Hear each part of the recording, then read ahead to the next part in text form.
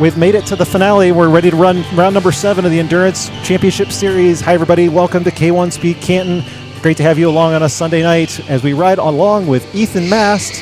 We're going to exit the pits and get some qualifying. My name is James, like I said, and we got David alongside once again. Welcome back, David. 2 weeks in a row. What's going on? Glad to be back. We were trying to catch Ethan as he was waving to the pits for something. We thought it was kind of funny, so I don't know if you guys caught that as we came live, but here we go. He's going to take that down. And we're going to run some qualifiers tonight. So we're glad you guys have found the stream. This is a 30-minute race. There's a barrier missing over there to the right of Ethan's car as he exits the outside. The reason for that is we're going to run a Joker lap tonight. It's always exciting adding in a new thing, especially with some of these guys. I don't think they have run a Joker. It's been a while since I've even seen the Joker lane open. How does that work, James? What are we planning on here? How are we going to run this? The Joker lap is... Let me get this volume down just a little bit there. There we go. The Joker lap is basically bypassing the entire outside.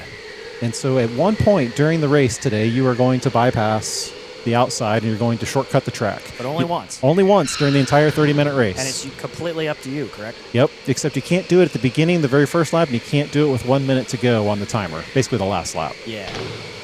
So basically what the Joker lap does is it gives you one lap on the indoor track versus a lap on the outdoor track. So whatever the difference between an outdoor lap and an indoor lap is cut short, and that's your Joker lap. That's correct. I think I found that hot mic there. Thanks. Sorry about that, guys. Getting a little loud on my end. Yeah. It was that handheld that was live. All right, so we got that. We got volume good. Okay. Riding on board with Joseph Valentine, which we welcome back into the stream. We got a lot of big names running tonight, James. Yeah, this is going to be a legacy race versus a final round. Get the scoreboard up here. We'll put the timer up on the screen. I believe we have 3 qualifying sessions tonight because we have a full field of 24 signed up. Heck yeah. Everything looked good. It was really cool to have back-to-back weeks, so hopefully you guys caught the live stream last week. But that also helped with us getting the sign-ups done this week. They went quickly. All 24 spots filled up. Yeah, we do have 3 qualification sessions. So we'll have. You had some people messaging you, be like, "Hey, can I get in on this? We did. Can I sneak in here? Like, you got any more spots left, James?" Which we love that. We like having people with alternates because eventually there are a couple people who will not show up, so that's normal. I think this is the only new driver in the field tonight. We got Gunner, who's joining us from the car number 24. Yeah, all the other names I recognize. Ethan Mast wasn't here last week. I haven't seen him in a minute. But, yeah, Gunner's definitely the newest. George Lambert might also be a new face to this series. Coming in right here at the end. I recognize... Well, obviously, Josephine is a staple at this point. Happy to have her back. Nathan Newhall was also here last week. Also, Justin Walker, glad to have you back. But unfortunately, the star of this this qualifying session is going to be Joey Valentine, who's already jumped up with a 38.7, which is definitely on the low end of where everybody was qualifying last week. So that'll be hard to beat. Ethan Mast is also sneaking in with a 38.8, so that's good for him. Oh, Zach Munich in the 31, a 39.000. As Joey rounds the inside, we'll pick him up from the up-top camera here, camera 1. We welcome back cameraman Drew and our regular staple now, Zach, on the outdoor camera. I think he got drawn the short stick tonight. He gets to be outside with the bugs. Wave to the camera, guys. Wave to the camera.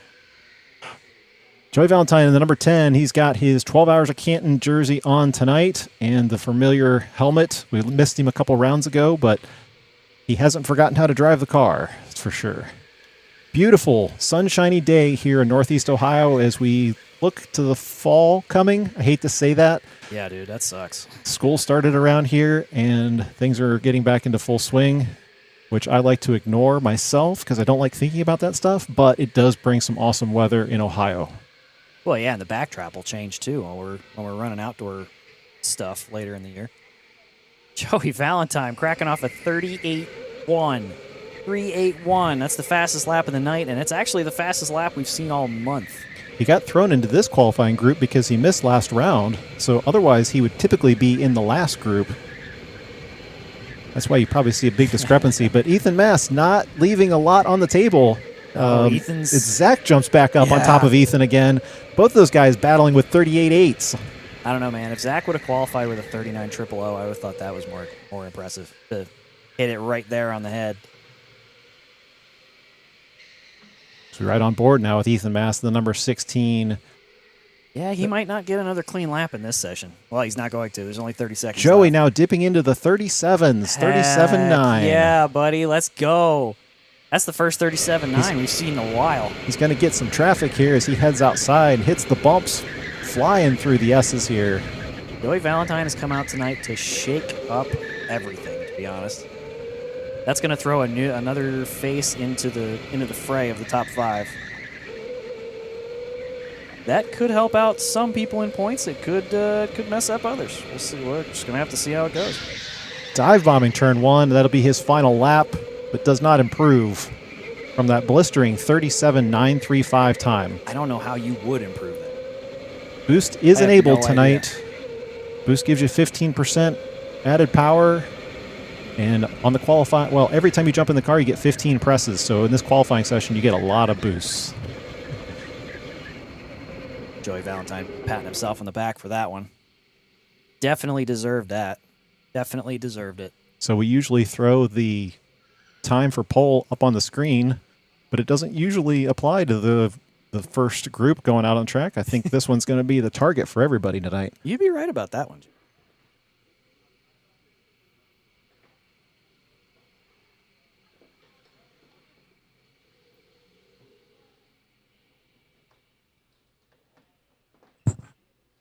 Okay, we're back.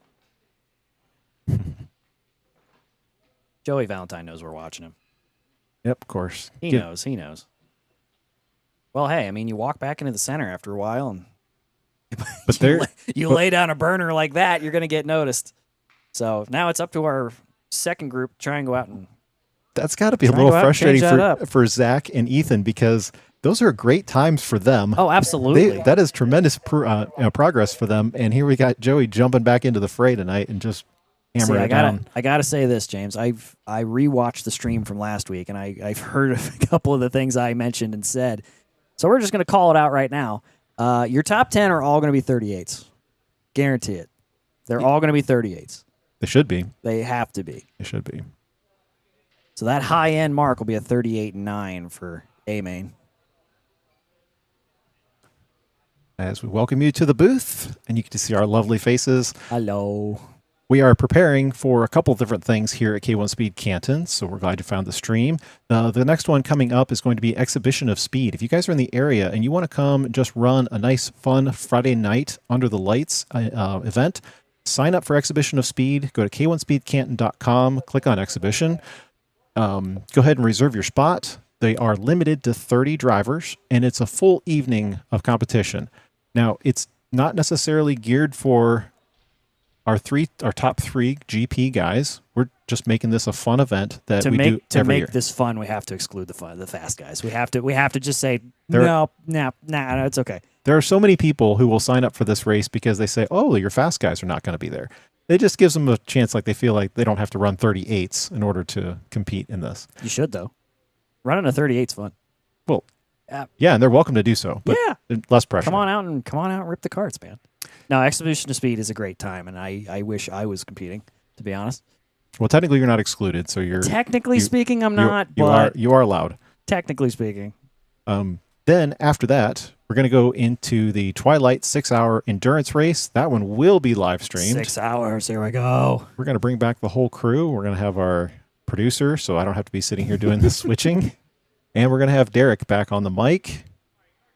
We hope you guys will... Always glad to have Derek around. He's so cool. Hope you guys will subscribe to the channel and make sure your notification for that race is turned on. Something really exciting before we do that race, though, that Friday night. And we got to show you these. Oh, look at this. This is going to be, as the other guys roll, this is going to be the Rising Stars competition. Let me level it here for you. So what's happened, and by the way, big thanks to Dave for making these for us. These are going to be the trophies for the new series that's going to be coming up called the Rising Stars. And what's happening is our junior racers are wanting to get in on this whole endurance thing that's happening. Yeah. So we've been working this out with the junior cars where they can race a half hour as well. Well, yeah, and in our big league series, you got two guys that are, Gavin and Jensen, who are 12 and 13 respectively, and then Josephine, who's also down there in age. So like, it's totally possible that these kids want to come out and do this. So anyway, yeah, so we're going to have the juniors run a preliminary, or at least a first race, and it's going to be live streamed right before the 6 hours. Well, it'll be a whole separate event. It'll be around 5 o'clock, 5:30, and we'll get to show these drivers who are the rising stars. Heck yeah. Riding on board the number 6 machine of Xander Carson back in the series. He is sitting there in the top 10 of your points. We'll get to your points here in just a little bit. Also on board with the GOAT, PJ Mannypenny, the number 25.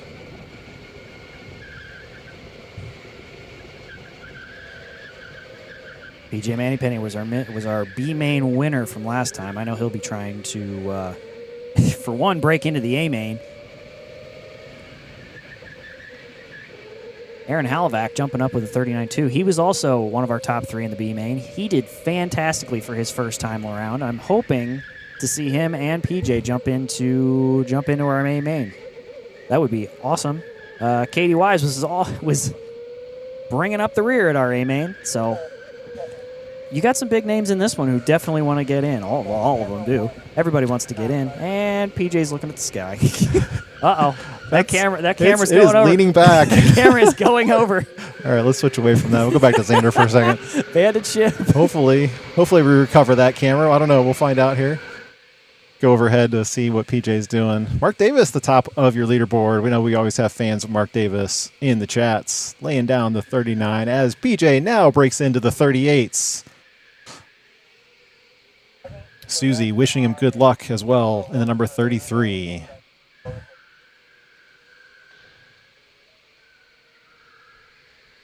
There's PJ Outdoors.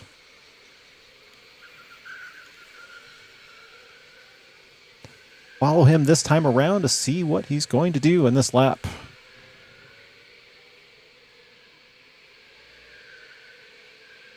Everybody wants Mark, man. Yep. Mark has a regular following. Absolutely. I think, I'm pretty sure I said it last time around, that he's definitely our most cheered for driver in the chat. So Mark 100%. now sitting on top of PJ, and also Aaron, top of the leaderboard right now. We'll pick up the number 34 machine once we find him on track here. Yeah, let's hear it for Xander, man. He needs some cheers, man. He needs to get up there. There you go. Xander Carson laying down a 38.3. That is a massive improvement. Just as we picked up the 34 of Aaron. Just as we had and people just as Mark Davis now jumps up to the top, number 2 position. Heck, James, these guys are moving back and forth. Your top 15 might it'd be crazy if everybody got into the 38s. That'd be amazing. I haven't even gotten them our time for poll here. Let me get this up on screen. I mean, it's it's a 37.9 by Joey Valentine. Xander Carson currently is occupying the 2nd spot. Oh, he came down even more, 38.1. I think we're actually... Yeah, we're on board with 34. We just don't have the right name on there, so just ignore that. We'll follow with him on track as he rounds turn number 3 into the number 4 kink. Oh, Mark Davis jumping up there with a 38.5. They're really cracking down on the 38s this time around.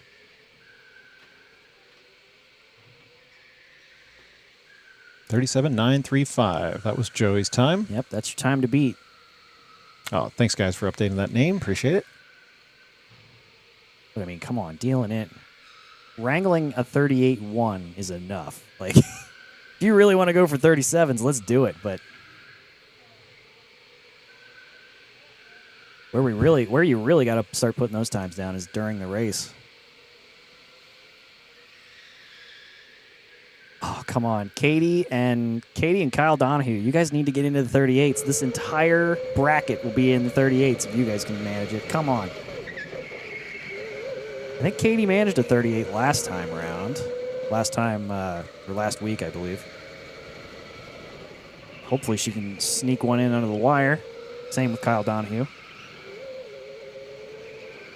If you get a chance to sneak a peek at their feet, make sure you're paying attention to how they're running these pedals. We had guys in here yesterday who were saying they were checking YouTube videos to see how these guys run their fast laps. And I said, well, you got to find one with our onboard cameras because you can see how these guys lift and use the brakes. Very limited braking, lots of lifting on the throttle. Are any of them racing tonight, James? Any idea? No, they're not. Ah, bummer. Xander got a little bit of lock up here as he goes into the carousel. It probably is not going to improve his time, but we'll see as he goes across the line. Definitely as not. he ducks down. Nope, 38.2. That was close, though. Come on, I still want Katie and Kyle to get into the 38s. But I think they're across the line already. Oh, Kyle was the last one across. He did not improve, but a 39.0 for Katie and a 39.0 for Kyle. They were so close. Great time for PJ and Mark and Aaron. PJ pulling off his classic slow down in the pits and get checked. Even for Nathan Blackerby, as you said. So yeah, man. Everybody got into the 38s. Or almost. 39 O's. We can say that's close enough. I think Xander will be happy with that. Sometimes he has a hard time qualifying, so even though it's not a pole position, definitely good to be on top of the leaderboard anytime you go out on one of these sessions. Heck yeah. Right now, he's starting in second place. And I know your big names are yet to go out. That'll be in the next one. But still, that isn't a fantastic time for, Yeah, for sure. Absolutely. I know he'll be sitting in the pits watching those times really close to try praying that nobody can beat him. That's what I would be doing. One of the things we haven't talked about the last couple of rounds is that we went to a time session because you can now switch your car during qualification. Pretty much everybody's abandoned that. And nobody does it. Well, it's hard because if you come in, if you go out and you give the cart time and you say, okay, I can't do it in this one. I just don't agree with what it's doing. I can't control it correctly. And then you come in and get in another cart. You have to warm that cart up for the same amount of time that you had. And now you're under pressure to try and get this cart to go that fast. And sometimes it's just not worth it. Sometimes it's worth to stick with the same cart and just run it.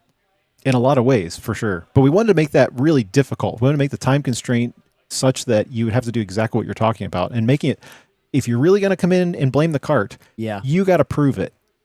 You got to try to improve your time. Or else you just go out in the first lap, you're like, nope, and then come in. But that doesn't happen because it takes a lot longer of a time to really figure out what a cart's capable of or what its shortcomings are.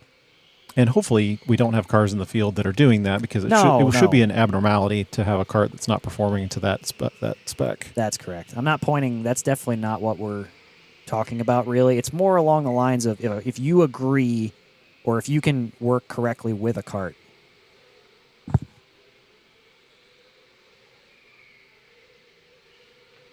As we say hello from Jackson PB. Jackson, thanks for joining us. Glad you could make it tonight. What's up, buddy? Jackson, I think you might be a little surprised when we show the rookie standings tonight because I believe you're on top of it. Okay. Hey, there you go. Okay, so Dave is going to prove our point here. Jeez. All right, so Dave was in car 13. He doesn't want to run it, and he's going to... Even his kid's like, what are you doing? That's... So he's going to burn a little bit of time and say, no, I don't really want to run this cart. I want to run a different one.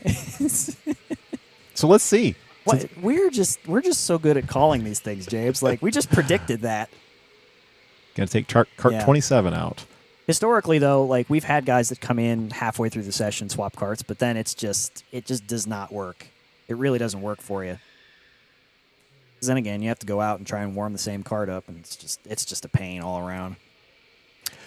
And now we ride along with number 4, the man of the hour, Tyler Stevenson, the guy who has been dominating this series in the blue helmet. Multiple wins under his belt. He took home another win last time and has essentially clinched this championship point standings. We will talk about that here in a little bit. But yeah, we won't interrupt the action with the math. Left no room for the competition to catch up with him, even with dropping your lowest point round. That's a reminder. We do give everybody a bye week, so I think he had 2 weeks that were the same time, so we have to have to ask him afterward which one he wants to drop, which one he has worse memories of.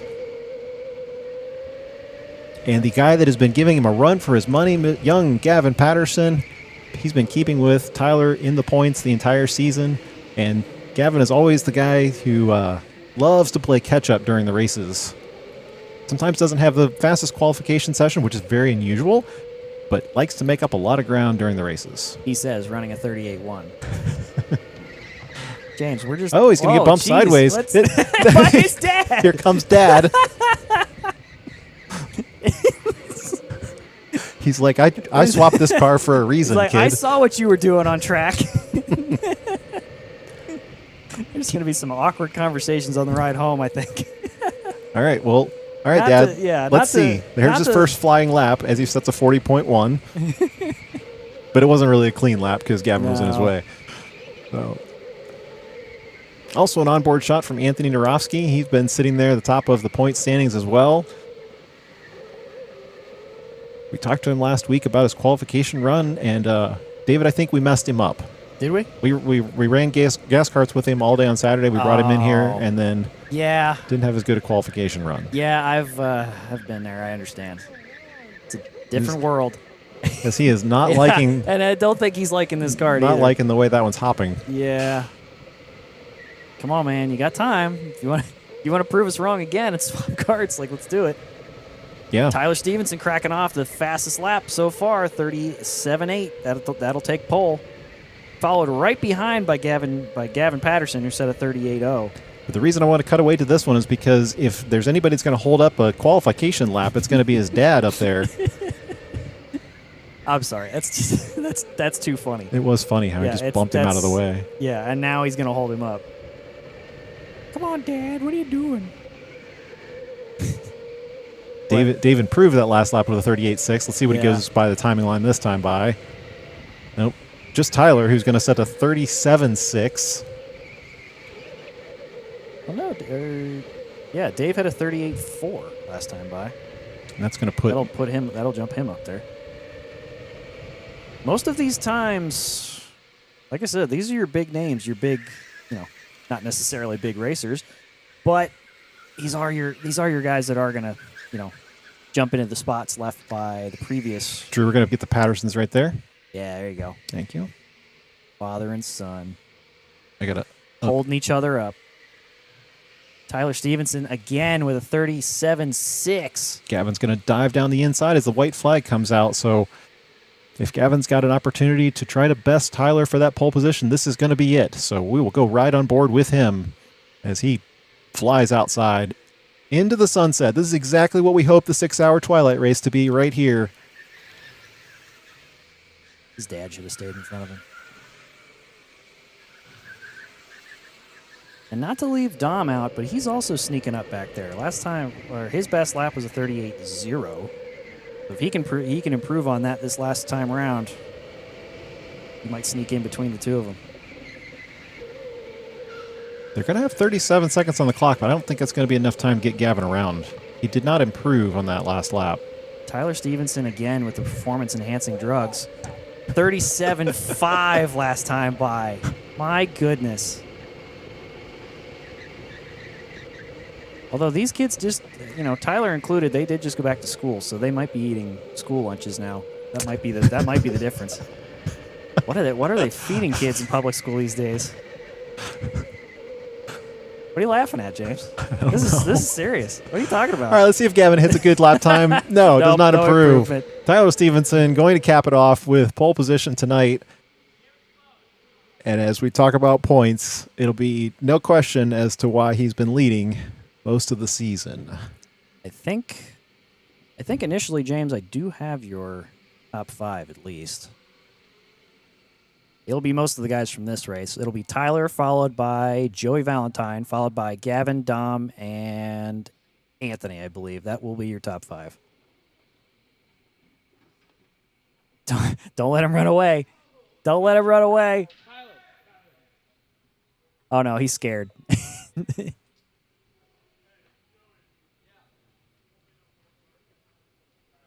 Think we should interview Tyler and Joey together? Sure, maybe they can talk together. Maybe. I'll stand still. Tyler, we want you to interview Joey. Have him go. Don't go too far. Have Joey join you. Hey, Joey. No, I'm just kidding. We don't want you to interview him. We want you guys to talk together. Oh, no. No, come on, make up your. Okay, so, well, here. First off, I need you to tell Joey to keep you in one spot. Keep me in one spot. David said Don't let keep me him. in one spot. Don't let him walk around. Yeah. That's the whole goal, Dad. That's the whole goal. That's the only reason I'm here. Nice to see you, kid. Oh, we can give Joey a headset too. But Yeah. He's peacing out. All right, Tyler. Put one hand on the railing and do not move. and then look at the camera. Your feet are frozen. Hey, I gotta get ready. I have a speech tomorrow in communication, so this. Oh, perfect. Perfect. Yeah. Perfect. All right, just look right at the camera as if you're talking to us. You have no idea that we're not there. So James wants to know what kind of performance-enhancing drugs you're on tonight. Yeah, obviously it's me wanting to know that. Or what you ate at college this week that would have affected your time that much. What'd you think? What do you think? I had some gummy bears today. See, there it is, James. I told you.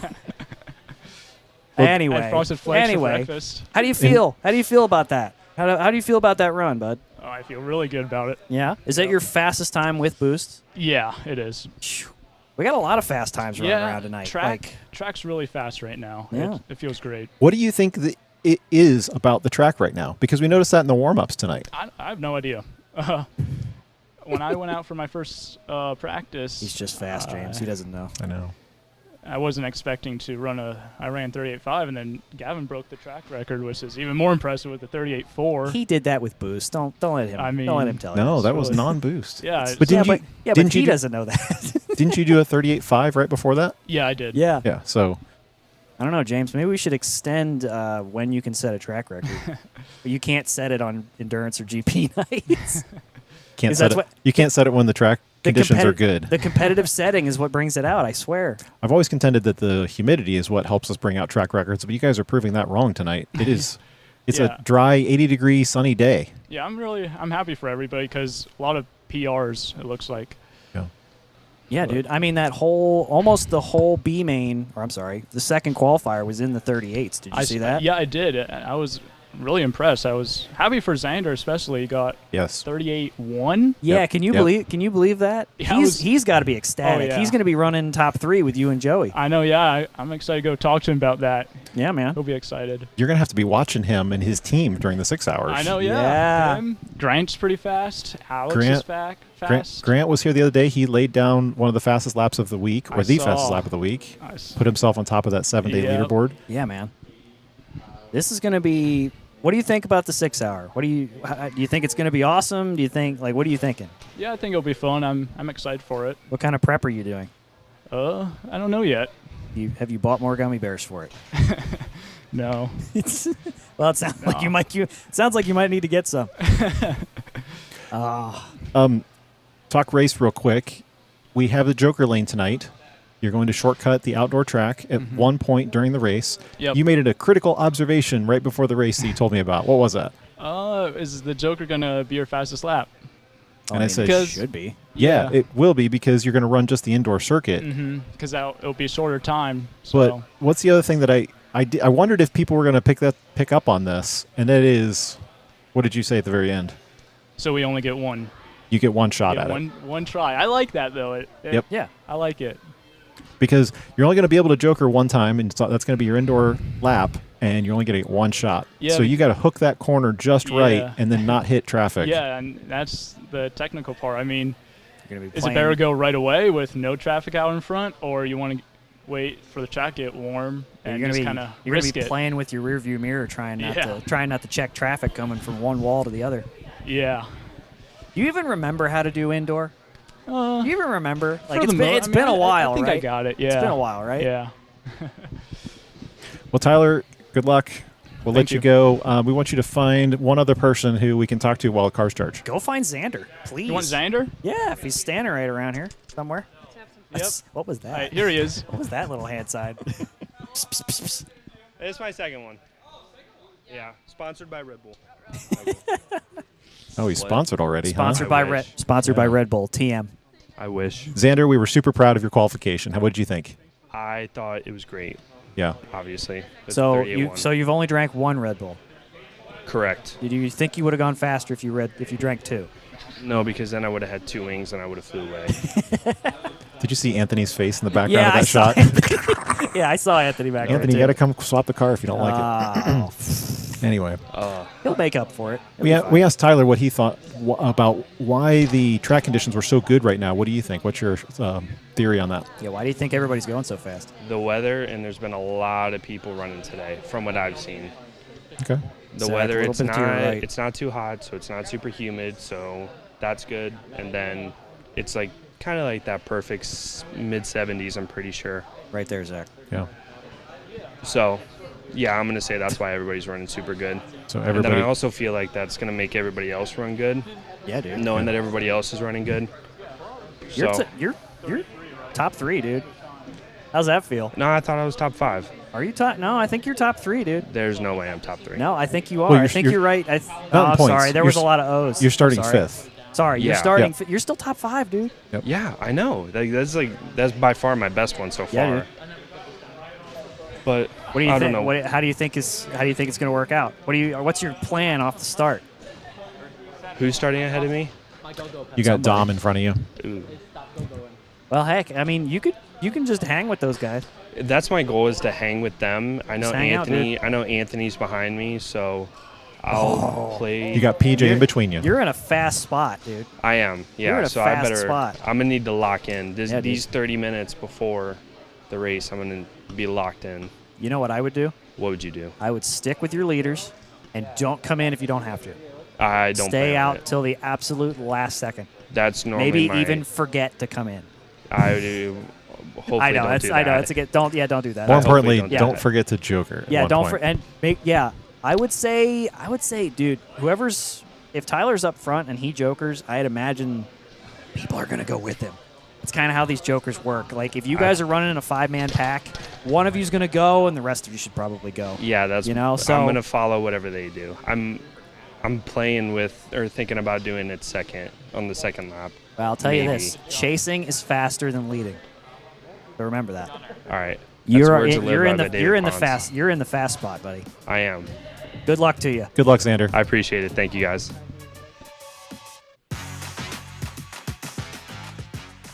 That's actually not what I wanted to play. Ah, There we go. I like that one Let's- better. Let's talk Let's about rock points. Get our faces off here. Yeah, nobody wants to All right. see me anyway. So the way this works is you drop the lowest round of the season. So this is what this represents right now. Tyler Stevenson sitting up top of Gavin Patterson, 5 points in between. But the issue with that is even with Tyler being able to drop his lowest round, it was just 23 points. It doesn't give Gavin enough space to jump up because we only give there's 4 bonus points in each round with 25 for the winner. So you can't take, theoretically, the fastest lap of the race and pole position at the same time. And Tyler's already clinched that pole position for the night, so he's not going to get any points for biggest mover tonight. The best he could do would be fastest lap. That doesn't give Gavin enough room to move up. So what that's going to do is it's going to give us an opportunity to look at these points guys down here, which are... Oh, who was the one we were going to watch? David got sidetracked. Yeah, sorry. Who are we gonna watch now? I was going to talk. we're gonna have to watch all of them, Yeah, James. I thought we were talking about Jensen and Anthony, but that's been changed up. So we got 3 points between the two of them. So Well, I mean, hey, things could still shake out pretty significantly. yeah, Just depends what happens during the race. It's going to be a challenge for us to keep track of that up here. We'll do our best to give you the final order at the very end, but we'll see if the Excel spreadsheet holds up. Here's another thing we haven't talked a lot about during the season, but it's always worth mentioning. We do run points just for the rookies. We got Michael Kahn sitting up there at the top. He's come on strong here at the very end of the season, running several different rounds together, and that gives him the lead in the rookie standings. That's going to give him some compensation towards a 6-hour team. Just bumping out Grant Oser, which we've talked about being on the the papaya team. Ugh. Yes, he's running with Alex Eckelberry and Xander. And one other guy that I don't remember his name off the top of my head. I'm sorry. And like I said, Jackson Parks Baker. Surprise. Even when he only ran a couple different rounds, he's third in that championship standings. And so there's a possibility he might be taking home a trophy tonight as well. That's what happens when you kick ass in the rounds you're only here for. We haven't seen Grant in a minute, actually, now that I think about it. Yeah, Grant has been, he's had a summer job that's kept him occupied here through the summer months. So how dare he blow us off just to go work? Lame. You need that practice, man. You need that practice. You got to come in and run the 6 next week. 2 weeks from now.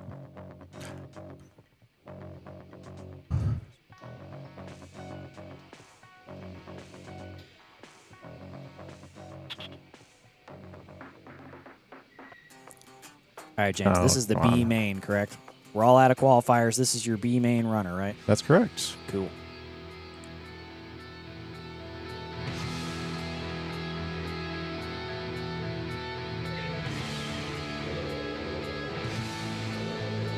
I'm going to see if I can fix an audio issue on that first camera. Hang on 1 second for me. Cool.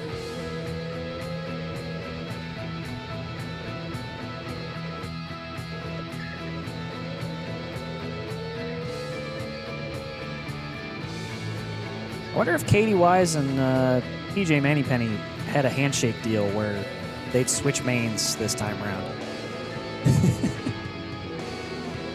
This time, I believe Katie might be pole position in the B main, and PJ Mannypenny, I believe, got into top 7 or top 6, as we just stated.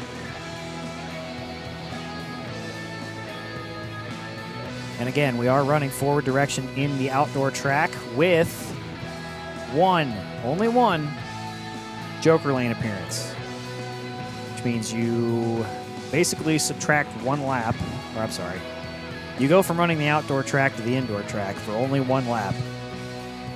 So you got to make that a fast one, but you also got to, compensate. Because if you try and take the indoor line while people are trying to take the outdoor line, you might have some issues.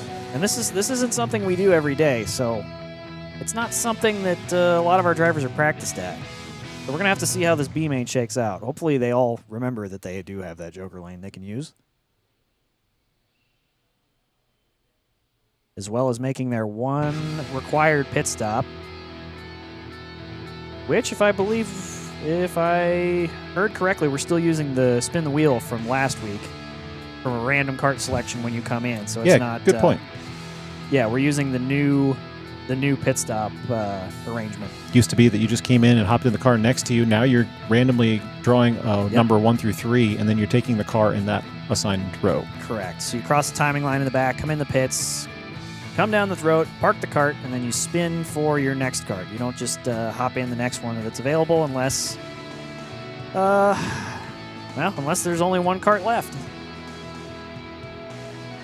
We're going to try not to make. We're going to try not to let that happen. But normally you'd have a choice of 3 that you're spinning the wheel for. Really makes everything as random as we possibly can make it, and fair as we can possibly make it. We just had too many kids doing kart picks. That's true. Well, like we said last time, it's hard to. Now, some of us were looking over the wall, going across the start-finish line to try and figure out what cart was next, to make that the determining factor on when you would come into pit. This way, it's a lot more fair. You're just coming in based on strategy, and you're just kind of hoping that whatever you spin the wheel for, you come out with a good one, or one you like, I should say. Which, speaking of which, apparently one of the drivers did not have something working right on the cart, so they're going to swap him out with the number 10. Cool. Good to get that done before the race starts, I suppose. Well, yeah, way better to realize that something was up now than later.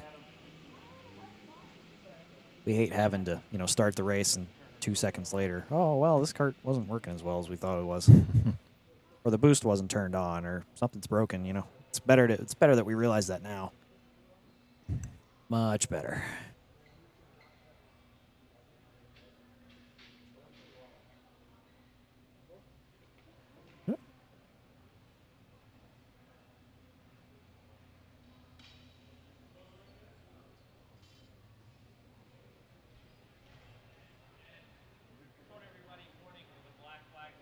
Sorry for radio silence. I'm working on making sure I'm watching cameras for replays a little later on, and James is doing technical stuff next to me that I don't understand, so he has to do. I'm marking our startup position so that I know where everybody's starting. Still haven't developed a good system for this, so we kind of do analog. See, like I was telling you earlier, James, I was meaning to bring in like a notepad and pencil because I'm so much more low tech. Oh, you're doing spreadsheets over there. So and analog. I'm just writing stuff down. But as James has noticed probably that I've been taking pictures of the scoreboard so that I have them as quick reference to go back to. I copied that a little bit. Even though James has a huge flat screen up in the corner that has everything that I've ever looked at. The issue with that data. one, though, is that continuously updates, and so we always have to know where everybody started. Yeah. And that's the problem we have with this system. Yeah, so like I said, what I would do is get the camera out and go click, and there you go. Make the Super Mario song. I can't read that. Oh, sorry. Zach is asking us through chat if the camera looks all right or if he should bump it up. I don't know, Zach. Looks fine to me. You can go up just a little bit, Zach. It'll be falling quick. Oh, I forgot Zach's outside. Yeah. No, he looks good upside. Yeah, you're good, Zach. I forgot Zach was outside. Cameraman Drew is running from his normal position. Thank you, Cameraman Drew. Hi, buddy. Stand by for the B main. We'll have all these drivers running a 30-minute race. They do one kart swap, and they're also going to do one Joker lap tonight. Then we'll have your A main for your top fastest guys here in a little bit. So stick around. We're glad you guys have joined us on a Sunday night watching some go-kart action. Just for the record, Mr. Gudo, I do see your comment in the chat. We'll get back to that here in a second once these guys get going. Gonna have to wait for the clock to start. There we go. Zach got off to a good start. Everybody in a clean start. We'll go on board with Katie Wise now. She's looking at the back of the number 19 of Nathan Blackerby as he kind of hits that wall going outside. Forgot that wall was there, Nathan. What are you doing? And here they come. Nose to tail. Two white helmets up in the front. Ethan Mast trailing Zach. This will be a good test for these guys. They'll probably be seeing each other in the 6 hours. We'll go on board with Zach right now. We got a nice backward shot. It's Ethan Mast as they go into turn number 1. These two guys are pulling out a little bit of a gap to Nathan Blackerby as Nathan Blackerby fights for his still life. going it looks like. Still running wide on the fighting for his life. Oh, they're gonna Katie Wise. Oh no. Oh no. So Somebody already broke the rules. Nathan didn't make the corner and he went directly to the pits, so that will probably be some sort of penalty. Yeah, that's against the rules. I think he just didn't make the corner. I don't know. You have to go back and look for some intention there. All right, well, you're the replay guy, so I'll go back and we'll leave it up to you. I'll go back and look for it. Let's go back to Katie Wise, as she's now got clear track in front. So look for, should be on 7. Yeah. So if you see these guys who are up in the front and they're doing 26, 27 seconds, that means they already ran their Joker laps. Is there somebody else who's going to Joker, and make sure you yield when you come through there? That is the important aspect of that. The number 2 of Kyle Donahue is going to get bumped as those guys go side by side into turn number 2. I believe they are going to hold a 5-second penalty for Nathan for entering the pits from the Joker lane. That is not allowed because you can't cross traffic. It's too dangerous. We'll follow this battle as they go outside. The number 7 will have Katie coming out here in just a second. I don't know. I'm watching the replay. It looked like Nathan was trying to signal the pits for something and then came in. So he might have been having an issue beforehand. But if he's going to do that, he's got to do it from the outdoor track. No, I agree, but that's probably the reason. Follow these guys coming inside. Yeah, because Katie signaled to take the Joker, but Nathan just drove straight in, so must have been having an issue. So there's your gap between first and second right now. Ethan in the white helmet going through turn number 3, and then you got Katie in the number 7 down there at the bottom of your screen. She's got Kyle and George right behind her. I wish we were keeping track of who jokered. Like, I mean, it's going to be easy, or it should be easy to tell, like, if we pulled up who's fastest lap. You know, like if their fastest laps were on the board, that way we could see, oh, these people have done 25-second laps. They've obviously done it already. Yeah, unfortunately, I don't have that technology yet, so That's right. It's all good. we could, It's pretty easy to assume that the guys that are up top have already jokered. yeah, and plus we got that negative gap of the way that scoreboard works because Yeah. it's the faster lap. So Correct.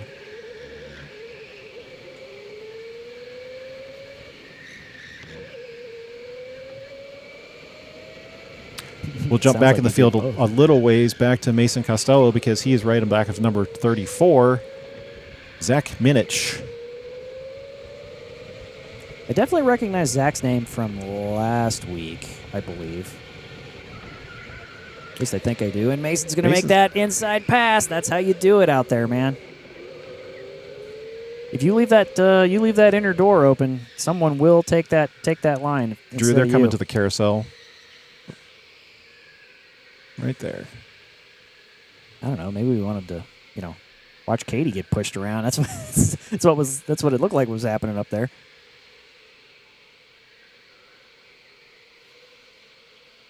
Katie Wise is in the pits, so your second place is currently in the pits. Did she say she didn't mean to do that? Doesn't seem like she's happy about that. You're going to roll that replay here? We can see what happens with Nathan coming in, or okay, yeah, sure. Yeah. All right, let's see if we got it here. Hit me. All right. So the something I didn't catch was Nathan was signaling the pits in turn 1 to 2, but then he can't signal pits. I know, but he was waving. That's Yeah. what I mean, and then just totally went for it. So yeah, when you signal, you're signaling for your joker, not for the pits. No, he was waving at the pit, the people in the pits, like I've got an issue. So that was definitely an intentional. I will try. I guess we'll find out from I'm going to run through Katie's camera footage because it seemed like she wasn't happy with her pitting, which I think I see why.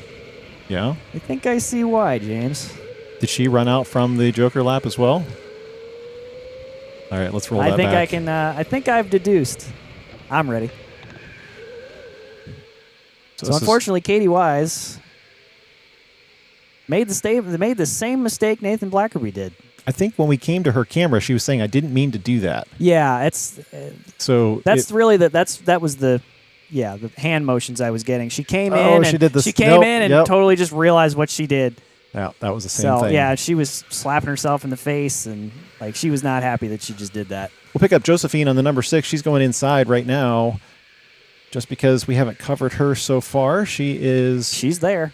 Yep, sitting in the 4th spot. I believe this is her 3rd round of the Endurance Series. It's fun to watch her drive these big adult carts moving up. She's a trooper, man.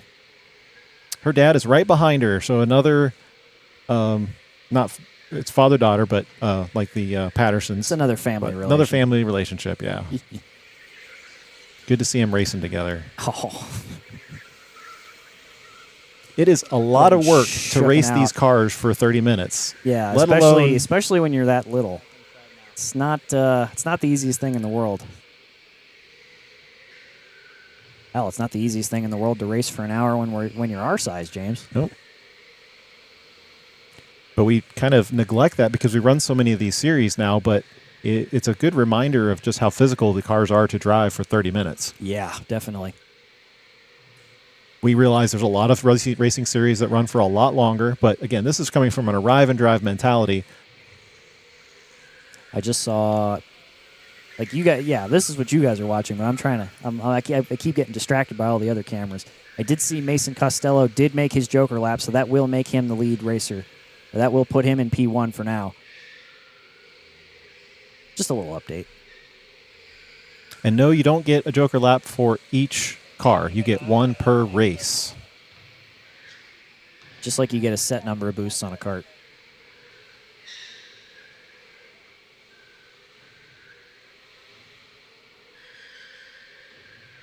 We're hearing complaints that people are coming into the pits too hot. It's like, when has that ever been an issue? Well, I think because they cut across the joker lane. Yeah. They're not coming in at the normal speed. Yeah, apparently we didn't make that clear enough. I don't know. I think they knew. Yeah, maybe.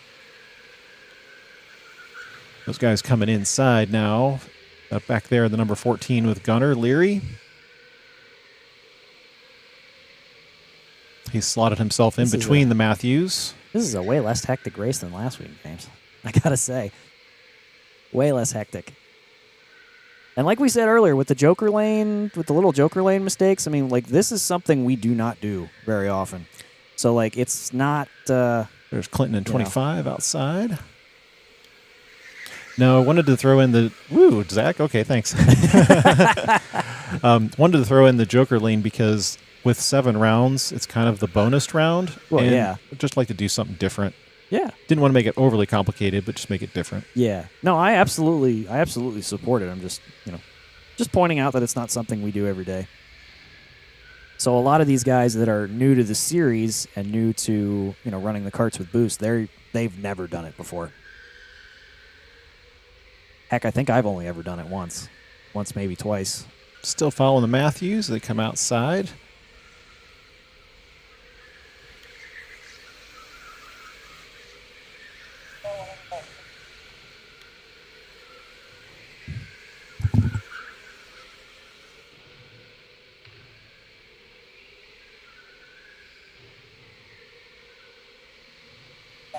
As we'll scoot on board with your quasi-leader, Mason Costello, in the number 33. With the Monster Energy sponsorship today on the helmet.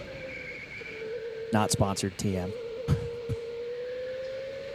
Not sponsored, unfortunately. You never know. These teams are allowed to get their own sponsorships for the 6 hours. Yeah, so man. Maybe they worked a deal. We'll watch his line as he pushes through the number 4 turn. Stays in the middle of the track and rushes outside. That last lap for him, 38.5, so looking pretty good. A little bit of braking going into the S's. Lots of control of the car, hugging it tight to the left-hand side as you come inside. He's going to wash out just a little bit. Make sure you don't go out too far if you see people jokering in that lap there. Yeah, it's definitely something you got to watch, James. Somebody's trying to joker while you're coming the opposite direction. That might not end well. There's always that chance. The people coming you really gotta be on your toes. People coming in have the right of way, and the people doing the joker have to yield, but they've got to hold the right-hand turn very tight.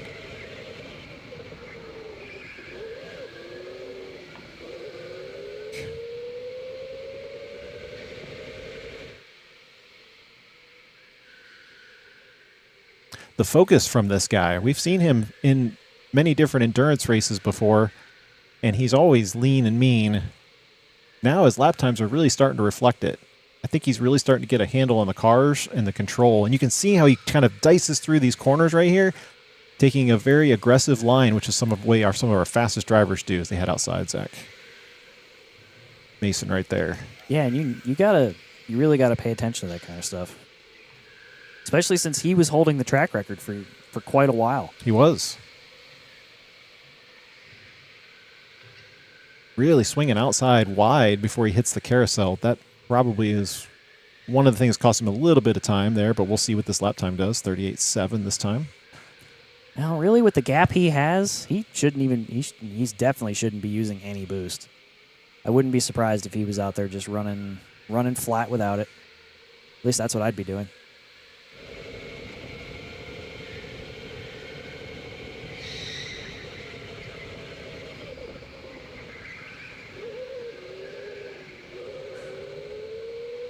But we have a lot of sorting out still to do in this race because we've still got people to do pit stops and we've still got people who are doing joker laps.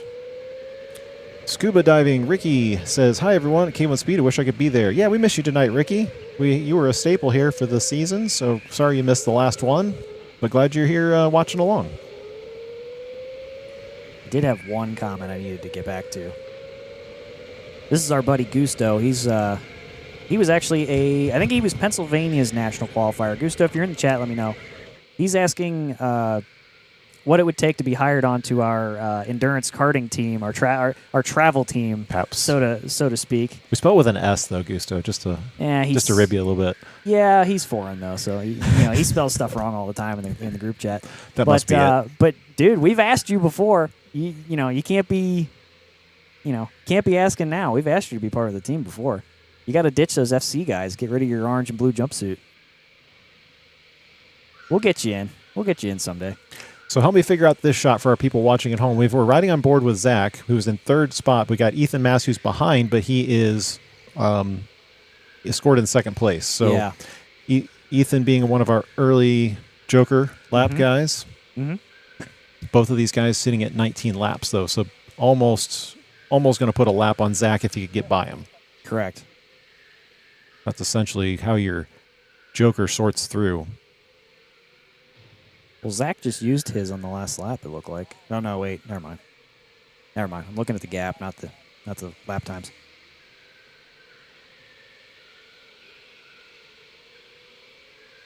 So that'll tick lap 20 for Zach, right? And then right behind him, that'll be Ethan. Yep. Who hits 20 as well. Is it Nathan Black back in. there? Diving in, 36. I see the dark helmet, but I don't think not sure the car number. Blackerby doesn't have a blue visor, does he? I don't think so. Or is that George? That might be George back there. Yeah. The 36. Doesn't look like Nathan's. No, he did Joker. Did that count as the Joker when he came in, went straight for the pits? Did that count? Well, I think they're definitely going to give him a penalty for that. Well, him and Katie would both get penalties on that front. They did the same. One of the ways they can do penalties on this race is they can hold you for 5 seconds while doing your pit stop. As we look at Josephine, who's jumping into 22. Yeah, I guess I didn't consider that, James. I guess you could just do that right off the bat instead of adding it in later, letting everybody try and figure it out.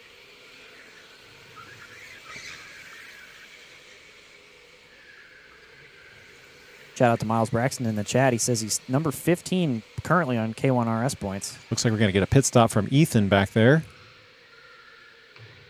15's pretty good. It is hard to keep up with that K1RS championship because you have people who are just racing all the time. Yeah. And towards the end of the year, you might have some shenanigans going on, depending on what center you go to. So if you missed it last week, we'll read Nikita's. Hi, I was watching the endurance races for a while and some of your league races that you post on live. Thanks for joining us. We appreciate that.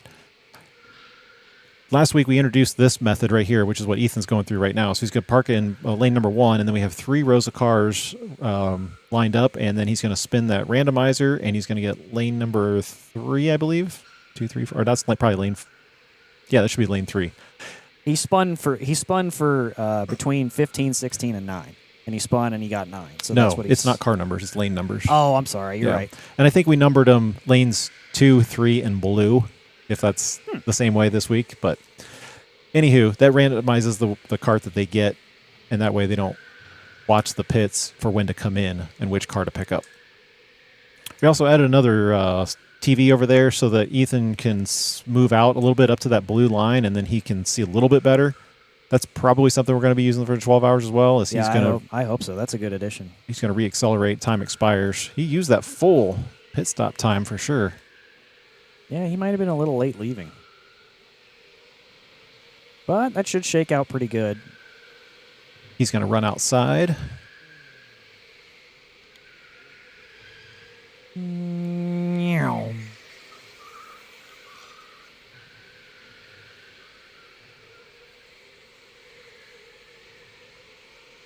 He'll be right behind the 23 of Kyle Donahue. I am astounded about how well this is going, James. I don't want to jinx anything, knock on wood. Too late. I'm just saying, like. Still going to leave Mason Costello up in the front of the pack.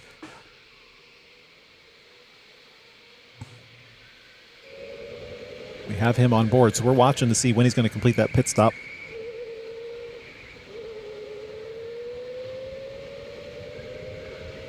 Yeah, that really... He started all the way back in the 9th position, so he's really just trying to fight for as much clean track space as he can before he completes that pit, before he sorts out to everybody. Correct. Kart 26 is going to hit the pits, and that is that Ethan Mast again? I see that up on our timer up there, but 26 is Ethan's car. Yeah, we are. So Ethan is doing another pit stop. Not typical. Are we sure? Did we get that? Did we get that right? Did we not? No, were we talking weren't. about the wrong white helmet? Maybe. We were that wasn't the You're helmet. right. That wasn't the helmet we were talking about. Sorry about that. We were talking about the wrong driver. The helmets are similar. Yeah, I was like, come on, what? Wait a minute. Ethan should know better.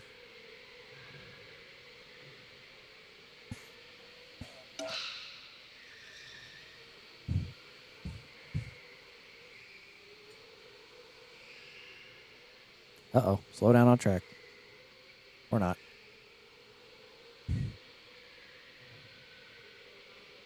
He's going to pull over to the blue line. Watch that pit stop. We got 3 timers up on our screen right now, 2 TVs and the overlay. Hopefully they're all in sync, right? Yeah, 53. Yeah. And then he's going to launch back into the field, automatically accelerate. And we'll join Mason back in the front to see if he's going to make a pit stop anytime soon. I wouldn't. Like I was telling Xander earlier, I mean, if you got a kart you like and you're running good with it, and he's in no position where he needs to really crack down on the boost, I would just run that kart as long as I possibly could. He is taking off good lap times. It's also hard to gauge your gap between your other drivers when everybody else is off strategies. That's correct. So you do have to wait for all this to sort out before you figure out where you're going to come out.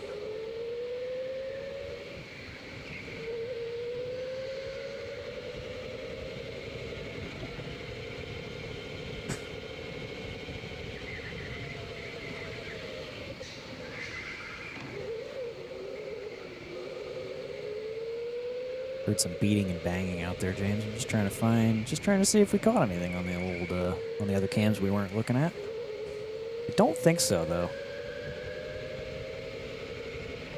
Looks like I don't think we caught anything good out there. we are now going to have the white helmet of Zach. It's going to fill the screen with that white helmet. And switch back to Mason. I can see our reflection in that thing, James. It's almost as shiny as Tyler Stevenson's. If you're interested in joining this race, we did put out the schedule for Season 7. That's going to start in October. It'll run through the wintertime. That's the season that's going to lead up to the 12 hours. So basically, now we see Mason dipping in for the pits. All right, this is going to be interesting to see how everything sorts out. Yeah, this is going to be the one to pay attention to. Clock Every third Sunday, right, James? Third Sundays, yes. No exclusions that we know of? No, we'll still have, I believe the last week is scheduled for the doubleheader in February. That'll right before the 12 hours at Canton. Oh, there it is. I found the beating and banging. Mason, you got plenty of time. You don't have to run through the pits. No running in the pits. Yeah, it's more exciting if he runs, though. Still got 3 lanes on the carts. Last week we had a couple lanes that ran out early. So it was teething troubles. Well, it's the randomizer. Yeah.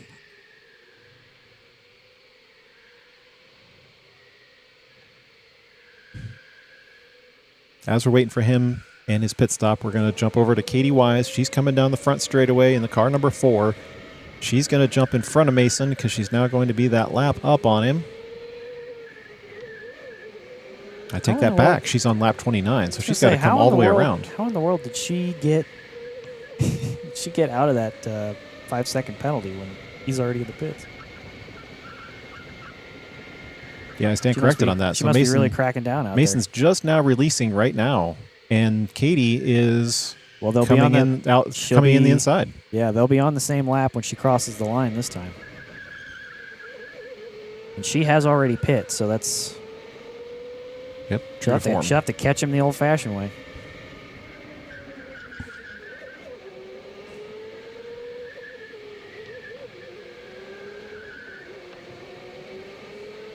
Gusto's asking if Max Verstappen could beat me at this track, and I would be. How many? Is it like? Are we not giving Max any practice laps? Like, what's the context here?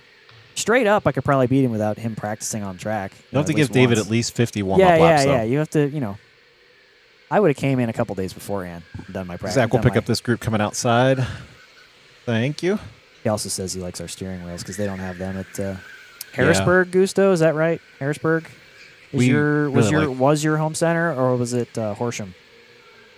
We really do like these steering wheels. They're very nice. They're made by Max Pappas, so he's got a little bit of professional edge to them. Nikita, we hope to see you sooner than that.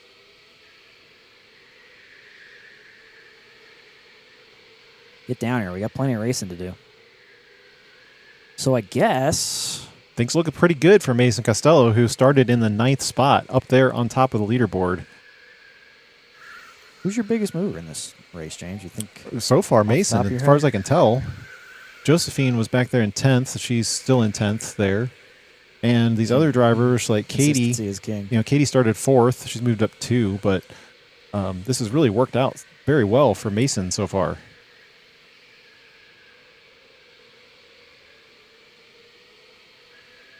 Is this the point in the race as a driver you start to fatigue a little bit when there's not much going on?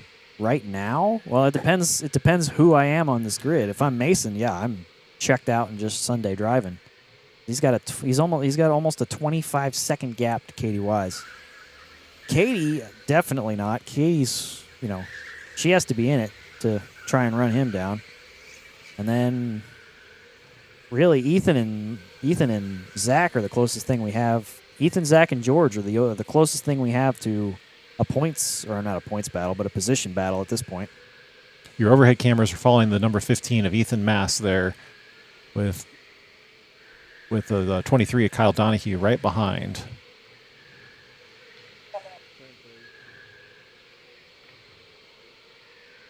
At this point, it's pretty safe to assume everybody's completed that Joker lap as far as I know. Yeah, I don't think there's anybody who's missed it. And most likely everybody's pit, too, which is kind of strange this late in the race. Sometimes you have somebody that's straggling. Leader running up behind number 31 of Nathan Newhall. That was a good call, Nathan. Good call. Yep, good sportsmanship there. Very good call. It's better than him having to try and fight his way through you guys. But Mason continuing to knock off those 38-second lap times. As you look down the board, you see a lot of guys in the 39s and 40s. Nikita is asking when the next endurance race is. You said October, is that right? Yeah. Third Sunday in October? K1speedcanton.com, click on leagues, and it has the endurance schedule right there. Or if you want to, come out for GP. It's first Sunday of every month. Yeah. Not next month, though, because it'll be Labor Day. So it'll be the second week of next month. Are you sure about that? Is it? Second Sunday? No, because we're doing... Oh, it's got spin in turn 1. It's going to cause a big cluster as Josephine Matthews got her hands up looking at the number 20 machine. Which GoPro is that? And we'll have a stoppage on the track here. Hang on. Working on it. There we go. Okay. I don't have it yet, but I'm getting there. We'll back up that camera here just a second. And Owen's just going to get to work at putting those guys right back on track so that we can get the race going again. Double checking to make sure I got it. Pretty sure. The clock will continue to run until it hits 2 minutes. At that point, there would pause. Yep, I got it. Whenever you're ready, James. All right, let's go. All right, back on board with Mason Costello.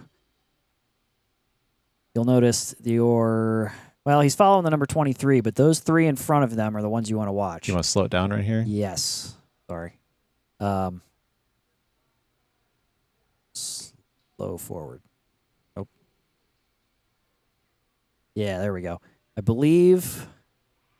Yeah, Josephine, some guy... whoever this is. Was that Justin? Sorry. I believe that's Justin. Came up the inside, and Josephine didn't see him, and they collided side to side. And unfortunately, hands get thrown up in the air like, what'd you do that for? Well, you didn't look, so sorry.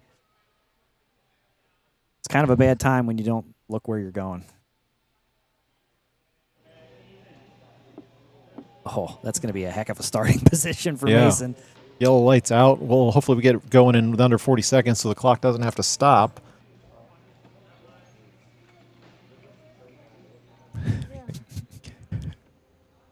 What? Hi, Katie. Hi, Katie. Too bad you can't hear us. Phew. Katie's just sitting outside like, what happened? I don't even know. Sitting out in the desert. I hear James. She does listen to the live stream, doesn't she? Probably She's too distracted. She's listening to it while she's racing. She knows we're talking about her. It's probably about a 30-second delay, though, before she gets it. Yeah. So if you're delayed, Katie, you can just talk to us. We got your mic up. Yeah, just yell.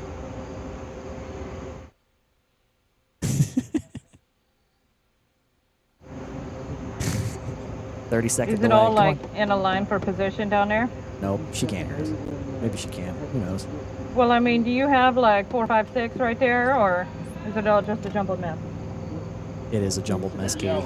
It is a jumbled mess. Justin! Ready. Here we All go right, again. so we'll be ready to go again here. Here we Hopefully go we get a again. good, clean start on the green lights. I like that they gave Josephine a gap. Go, come on. There we go. So we'll go on board with Mason because he was the closest guy to this track. And, of course, we're going to have somebody who was not on the pedals right. Bummer. I guess I jinxed it. We had clean racing. I'll go ahead and pause the race for you guys since it's under 2 minutes. We'll just make sure that we need to resume it before.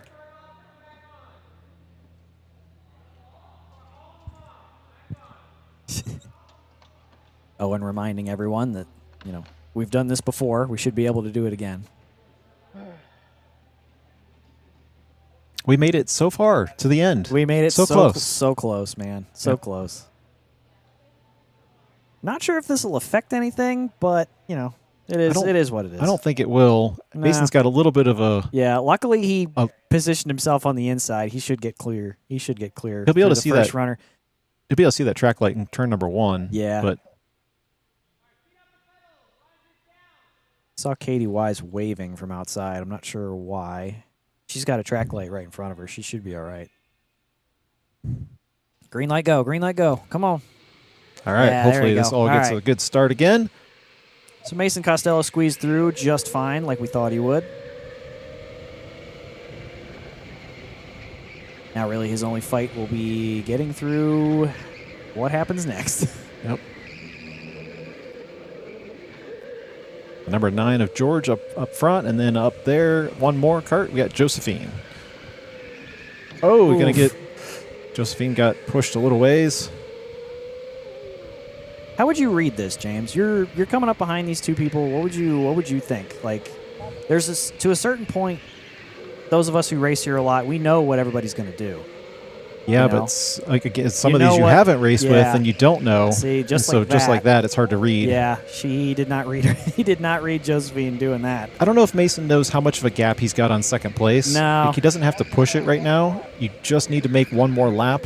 Yeah, that's better if he doesn't. Better if he doesn't know. That way that way you keep up the pace. Good shot, Drew, as they come around the carousel. And if white flag wasn't displayed already, no, it's checkered flag. Checkered Okay, flag. Here we go. that'll be it for Mason. And the number 24 taking the win, the B main in the final round of the Endurance Championship. Fist pumps in the air all around. Let's go, Mason. Congratulations, buddy. But yeah, as we were talking about him laying back, didn't realize we were on the final lap there, but that does make sense with the clock expiring now. Is he going to pull over and do some celebratory donuts? I wish we could in these carts, to be honest. I know you don't want to break stuff, and I don't think the rest of us want to break your stuff. But right. like It would- these it wouldn't carts break 'em. don't do that. Yeah. No, it If would you spin the wheels, it drops the current on, Yeah, and they just yeah. don't do that. Yep. All right, one more time, James. Nikita was in the store. She wasn't paying attention, so Why did we lose your I don't know. your input? I don't know. You got to watch that before you replay that back, though. I don't have anything to play. What are you talking about? Oh, I thought you were doing a replay. No. I don't Oh, have a- I I'm don't have a sorry. replay of I anything. misunderstood. Okay, it came back. I don't know why it did that. No. Locked So in, congratulations to Mason Costello winning the B main for tonight. locked in all night, man. Locked in the whole time. Dude. Starting in 9th position. He'll most likely be biggest mover, too, unless something happens in the A main. Yeah, for sure. And the biggest mover is across the B and the A main. So, Yeah, it's whoever does it. where's he going? Maybe I we'll don't be able know. to bring him back. He's doing a victory lap. He's doing a victory lap.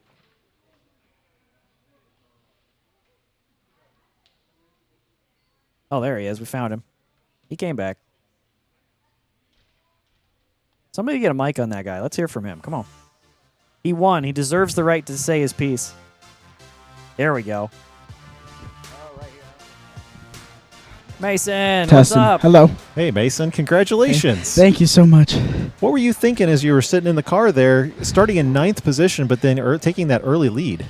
I knew, coming out of this straight, I'd get a little bit of space. I was looking up at the scoreboard, and I see I'm putting up like 38 fives. 38, yeah. And I was shocked. I got a really good cart at the beginning. Cart you liked? Yes, I really liked the cart. Well, there you go. At the beginning. I think we missed your joker, though. Did you joker early? So I jokered like 20 minutes left. Okay. Yeah, so And right. I saw a so shot yeah, at within the the first. last, within I the was first like, 10. what? Hey, you picked a good time to do it, dude. Thank you. And then well done, not piling into that wreck. Yeah, During I the tried. I stoppage. saw them pile up, and I was... Yeah. Do you think James and I were talking about reading other drivers? Like when you come up behind a group of other drivers, like what do you think? Like, do you really think like, oh, he's gonna do this, so I got to do this. Yes, most of the time when I'm coming up behind drivers, I pick either right at the beginning here or right before you come inside because that's where most drivers go wide. And if I'm going a little slower, those are the times that I pick that if I go a little slower, I can fit in between those gaps and take those positions. You made a pass into the S's outside, didn't you? Did we Yes, see that I did correctly? multiple. Dude, that was pretty. Yeah, you did some pretty smooth operations out there. Thank you. Yeah, buddy. So you started in the Endurance League, I think, last year. Is that right? Yes, November, I think, of last year. So you're coming up on a 1-year anniversary. Yeah. What would you tell somebody who's watching the live stream that's just picking this up for the first time?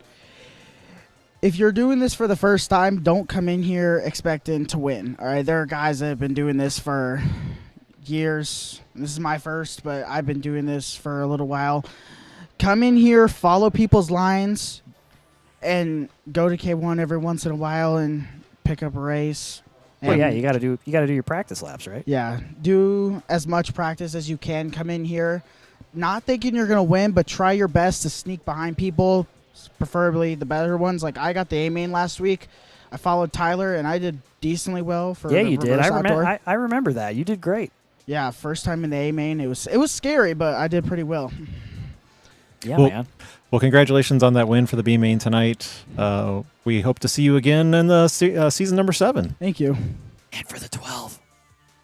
Well, maybe the 12. Six, I meant. Well, I don't know if he's on a team for the 6. Oh, isn't but he? Oh, okay. No, My I don't bad. think so. I might have mixed that up.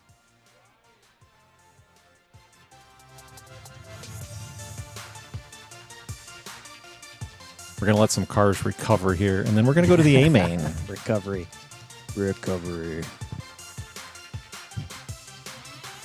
One of the things I look at after these races is our battery telemetry. So let's just say 33, right? Because that was one of Mason's cars. I think that was Mason's cart. Yeah, that was one of the ones he drove. The one he wanted to, yeah, the one he liked. So with the lap counts he's got, we're charging right now. He hit 35 degrees Celsius, which is excellent. That's superb for that number of laps. And he's got 50 amp hours left in that 81 amp hour battery. That looks fantastic.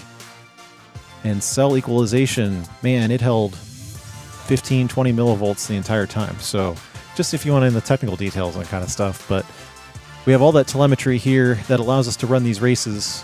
Thanks to Ability Business for writing this software for us. Super helpful. And we Super hope helpful. we hope this is what's going to be able to run a nice, clean 6-hour race. 6 hours is uncharted territory once again. So we were pushing the envelope with 12. The added challenge to the 6 is going to be ambient temperature. It's going to be outdoors. It's going to be a lot more environment variables. Oh, I see what you're saying. You know, if we don't know what the weather's going to be, it could be hotter. But we have full control over the temperature for the 12 hours because it's all indoors. Not for the 6. 6 I don't know. is going to add You that. were saying that this was uncharted territory. I'm like, I don't know, man. We've run 3 12s now. I mean, how much different could it be? It could be a lot. But it could be a lot different. It could. Motor temperatures is obviously a concern because you're running full long stints, 40 to 45 minutes at a time. And the motors can handle it. But after repeated use, we're going to have to make sure they stay cool. So we'll have the track workers running fans on them during the races. Standard protocol for endurance. Yeah. Or for our big endurance races. Yeah, but even more so for this one, and also keep an eye on those battery temperatures. Big heat sinks on the batteries does help a lot. So I'm not as concerned about those as I am the motors for this particular race. Yeah. The computer knows obviously what the temperature is, and so when it hits a threshold, it'll actually go into a degraded performance mode. And we definitely don't want to have that while people are out on track. So you're saying the threat this time, like we really didn't have a temperature threat or a battery threat during the 12. Like Not this year. if you ran the batteries dead, obviously that was the battery threat. But like the first year, I believe, was the year we really had to watch the temperatures because the temperatures could overload. First 2 Or years. not overload, but like they would trip the sensor and shut the cart off. Yeah, So battery. you think that's going to come back for the 6 hour then? No, I don't think battery temperature because that's kind of been eliminated with the heat sinks that are on there. But I'm worried about that scenario playing out with motors. Yeah. I mean, you can see there's Interesting. all this body work on them, and there's only a couple of vent holes in them. Yeah. Because for safety purposes, you got to cover all that stuff. Well, then what happens is it builds up heat. The motor's got a fan on it. It can try to spin that stuff out, but these are arrive and drive carts. They're not made to be endurance carts. Yeah. And so we're pushing those to the limit. Well, yeah, and we're the only place that does it. Like Yeah. we have the technology. We have the drive. Like we're doing this. James is doing this. Sorry, I have no. Our team is doing Yes, it. Yeah. the team here is doing this, and we are just gaining traction. The more we can do, the better.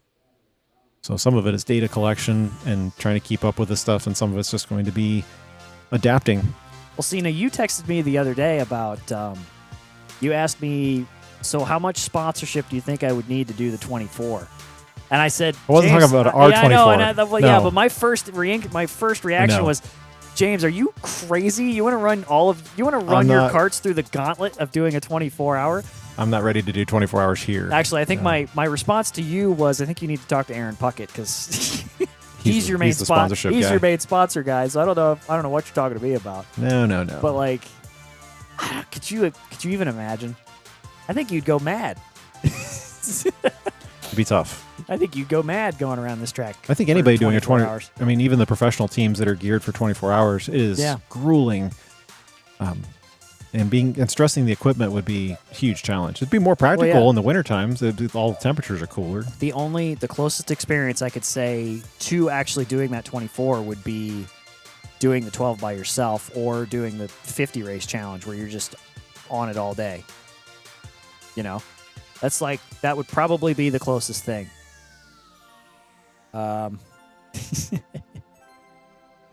We do have one request for doing a 24. So I'm sorry that I mentioned it, but the 24 is not going to happen anytime soon. Let's do 24. If we did 24, it'd be like, oh yeah, we can only run 5 teams for 40 minutes at a time. That would help. All the carts need to, yeah, I mean that would probably be the way you could. You couldn't run 11 or 12 teams. One of the ways we doing gauge that. this is we take the number of teams and we divide the number of cars that we have, and so we basically create a cycle count. Yeah. And so with 36 cars, 10 people on the track, every team gets 3 cars essentially. Yeah. They don't get them, but they're allocated. And then we got 6 spares because at any given time you have stuff that's going on. I was going to ask how many spares you had sitting around. 36 total. Oh yeah. So yeah, if you reduce the number of teams, it's going to get very expensive, but But it would be easier. All things considered. It'd be way easier. If something happens, just throw another cart at it. It'd be fine. James, we're out of carts. Yeah. What do we do now? Throw another one in. Throw them in the double cart. Send that out there. We did have one question. Miles Braxton wanted to know if it could be for both of us. Do we prefer indoor or outdoor, karting wise? Both. Well, yeah, both is always awesome. I think Lately, you ask me that question, I say night racing outside. That's what I say right now. That's kind of my favorite thing at the moment. Pit Race, luckily, has been offering night races, or races later in their schedule where, you show up and it's already dark and they have generators out with lights on them. And that's just running at night in close combat is just so cool. Yeah. It really is. That's the first time I've ever done anything like that. Like we go to the endurance karting races and they're during the day. Most of the time we go to tracks that don't have lights, so they have to shut it off at 6 o'clock or whatever the end date is. That would be fun with no lights. But if you how many people per team do you think we could do for a 24? I mean, as long as it's only like 5 teams, you could have sky's the limit, right? You ask people like Dom D'Angelo or Marshall Miller, and he'll say 2. Crazy Miles, people. if you're referring to indoor outdoor as far as electric goes, I think most people around here would tell you that the indoor outdoor combination is by far their favorite. Yeah. And we're one of the few places that has an outdoor section. I mean, at least in the K1 franchise. The only K1. Yeah, the only K1 that has one. And then, you go to these independent places, and some of them do. Not to really shout out High Voltage, but they also have an outdoor section that they open up with a bunch of temporary barriers, and it's mostly just a parking lot they put temporary barriers around. It's a cool outdoor track, though. No, it is. Yeah. I don't know. Now that I think about it, Wait 1 second. Now that I think about it, a lot of the places that, like the newer places that are like 2 decks, they prioritize their track space versus having an outdoor section. Because if you have an outdoor section, you have to close it for the weather, and there's a limiting factor to it. So at some point, you just have to maximize the amount of track you can put indoor and make it that way. Because I think there's a double-decker place in Jersey, I believe, that has a whole second deck that's another racetrack, and combined in for it. I think there's a 3 level somewhere that I can't remember off the top of my head. That I thought 3 level, which is yeah, one of Connecticut. It's 3, yeah, maybe. Is it in Connecticut?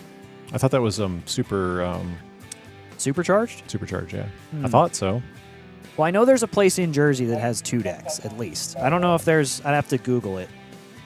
Hey Gusto, if you're still in chat, let us know. Can you Google that for us, please? You're from out there. You should know. Yeah, he should live up there. Also, where are I know Alex is out doing something. Where's RJ? Come on, I sent it through the group chat. All of you guys should be in here. Go wake them up or something.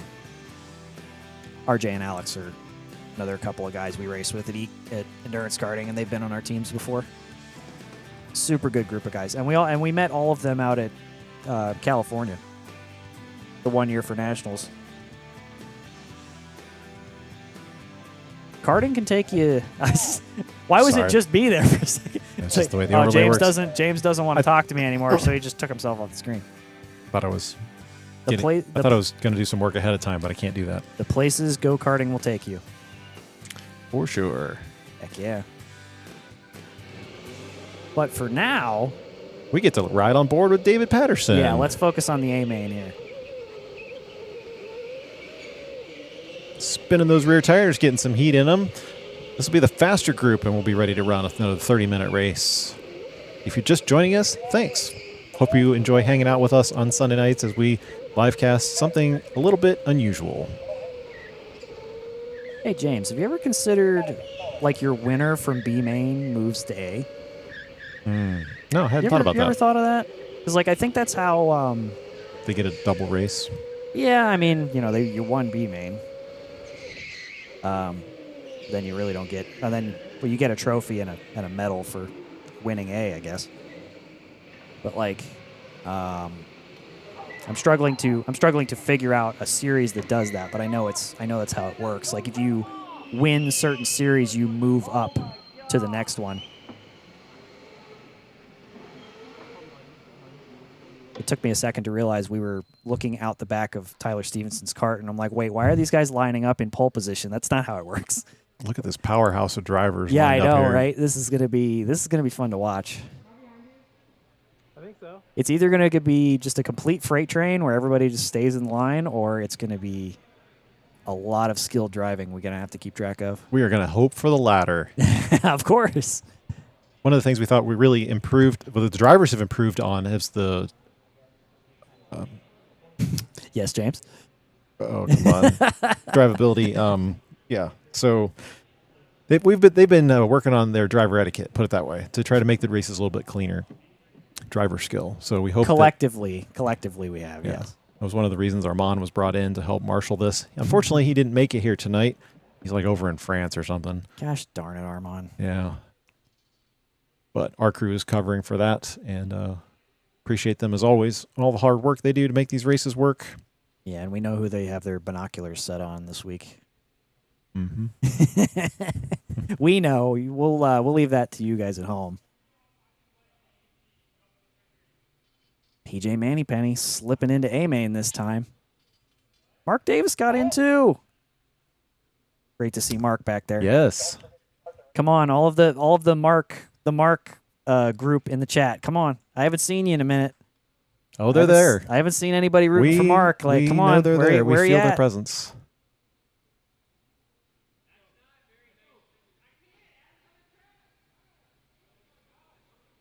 Wow, Jensen qualified really far back. I didn't realize he was the last guy in this group. So one of the most difficult things we're going to try to follow along with is the point standings as we get your results. Clock has started, and watch for the green lights as they're slowly off to the start. There we go. Gosh. Tyler Stevenson off to a great start. Joey Valentine quickly behind as he got lots of pressure from Gavin Patterson, and also Dom D'Angelo back there in the red helmet as they're going to snake their way through the outdoor track. Yeah, that could have gone very ugly very quickly, it looked like. Everyone chatting or finally rooting for Mark in the chat. I do see you, but we're kind of busy right now as Dom D'Angelo's trying to shake things up. Did not make the move past Gavin, so they're going to line back up. Gavin kept his foot in it just like he should. Watch overhead. Gavin's going to stick his nose down there, but that's not going to work. So that's going to. And Joey Valentine's trying his hardest to try and stick with Tyler Stevenson right now.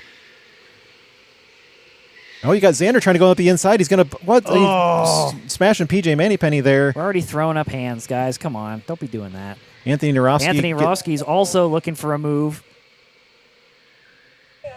Oh, look like Anthony was your first Joker lap there. Back there at the back of the field, we got Jensen Janda, who is he has not moved up yet. Who's going to be doing a pit stop right away. Yep.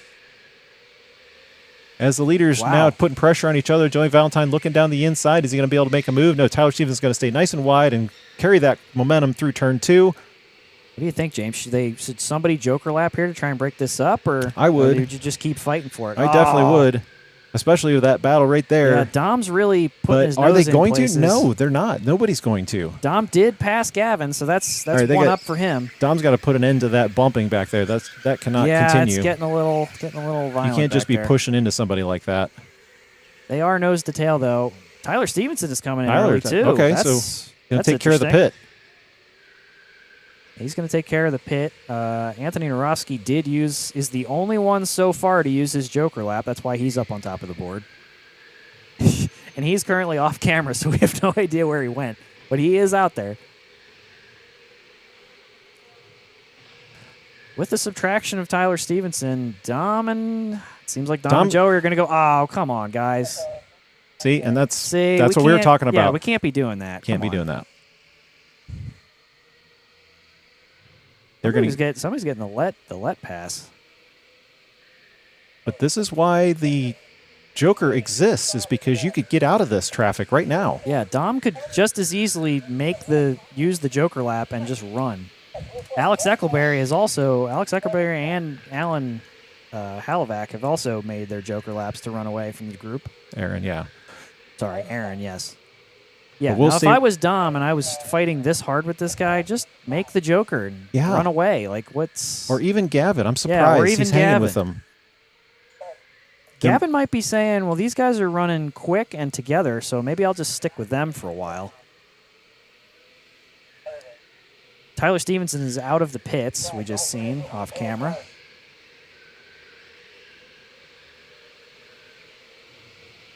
So Oh, here we go again. Going to try the inside line. And he does make that pass. This That time, was very clean. Joey gives him the room this time. Very well. Joey did give him the room.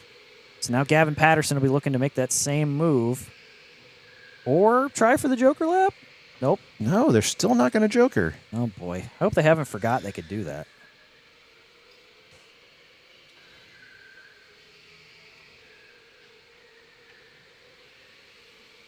Ooh. Gavin giving the heat back there to Joey. He's going to protect the inside. That's all you can do.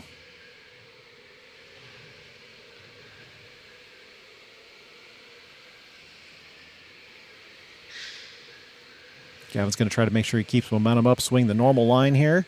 Yeah, sorry, we're just speechless watching most of this most of this stuff. I didn't want to cut away. No, you don't. Well, no, you don't. Because there you go. Okay. We do have a group of 3 over here that has Tyler in it, so let's cut away for just a second. Correct. Tyler fell in with Alex Eckelberry and Dave Patterson, which is a good group to be with to get the tires warmed up and everything. Dom D'Angelo, now he just did his Joker lap. So let's catch overhead. Let's see where Dom ended up as he comes through. Oh, they're still beating and banging down there. Where is Dom? Where is Dom? Well, never mind. Let's go back to Dave. Yeah. I just saw the lap time on the clock.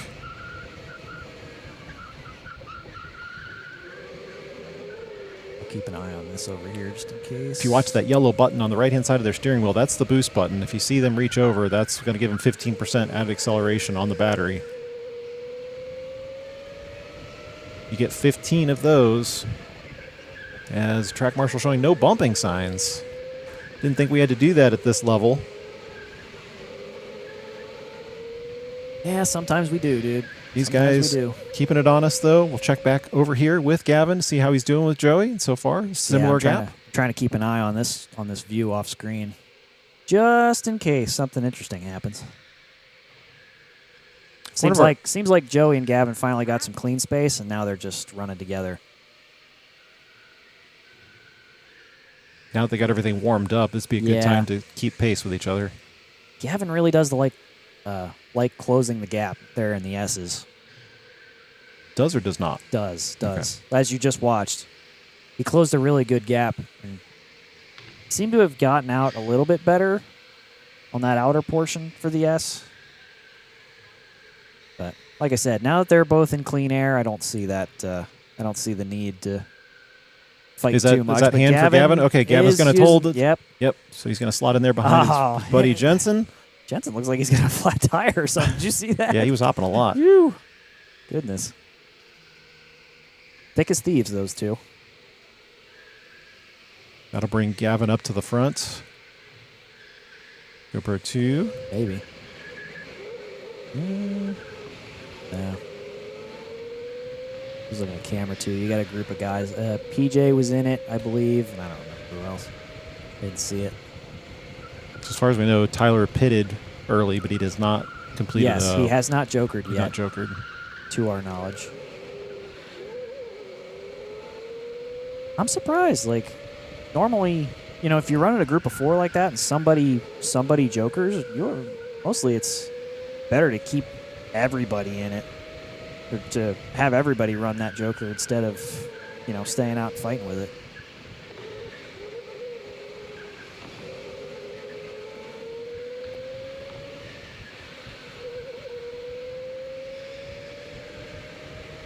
Something tells me Tyler might be having little issues with that cart, but we'll check back later. We'll find out.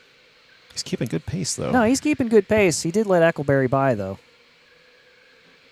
I'm looking for Anthony on track. There he goes in the green shirt bottom. So he's essentially your leader right now, jokering early in the number 31. Going to grab a pit stop from Aaron Havlick. It is worth noting that Dom did make his joker lap and jump up. Be waiting and for actually Anthony. Did get Anthony on the run by. So. Anthony coming outside.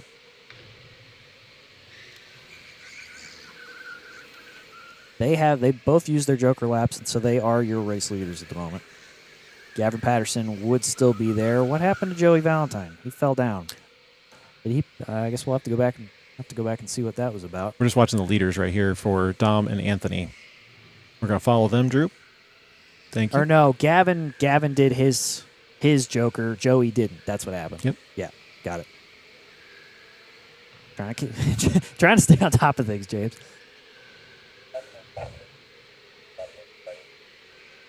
Here they are outside, Zach.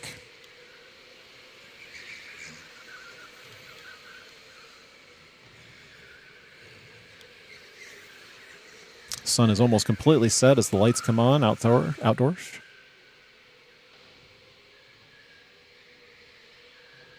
Surprised some of our guys haven't switched to clear visors instead of their regular tinted ones. Yeah, for that is, for that outdoor section. it is surprising. I know that. I know without the lights and without the glow or like with the glow night glow on the barriers, it can get super dark out there. Yeah, I can. Luckily, they do have the track lights out there, so it makes it a little bit better. I know when we raced with Anthony, he actually likes racing with that visor, so it's kind of preferential for him. He doesn't really like the clear visor. Yeah, I'll tell you, I was racing at Pitt during one of those night sessions, and I did switch to the clear one, and it was a very strange experience, just having not used the thing for a while.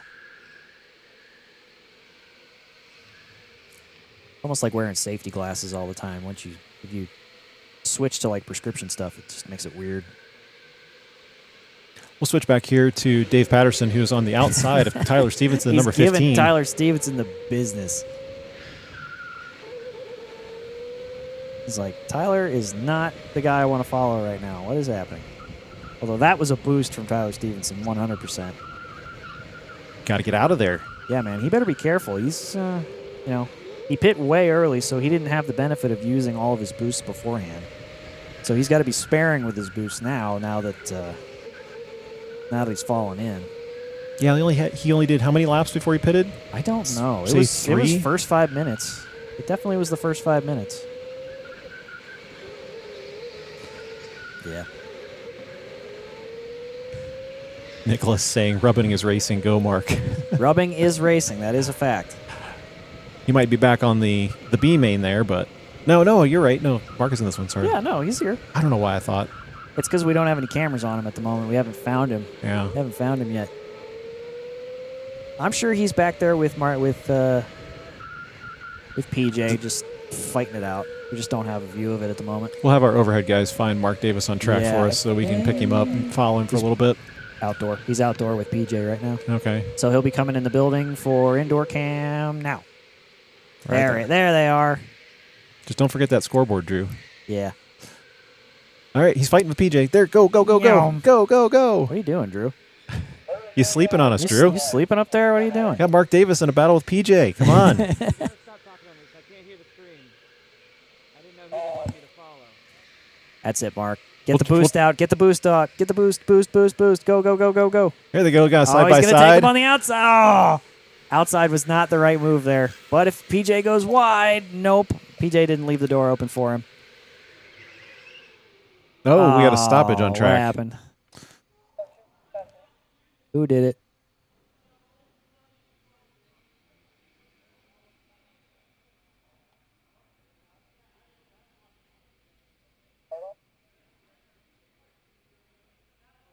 Talking about something with the boost on the cars. I'm not sure. Hmm. Is that Joey saying Yeah. he didn't have boost? Joey got out of the cart. Well, does he not have boost, or did he use them all, James? Who knows? That's also the question. Oh, they're wait. Jensen? swapping Jensen.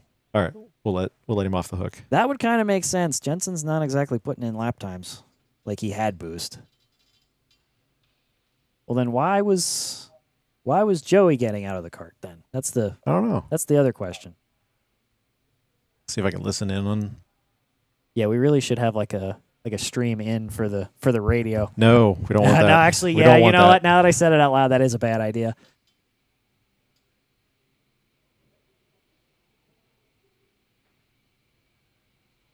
Do.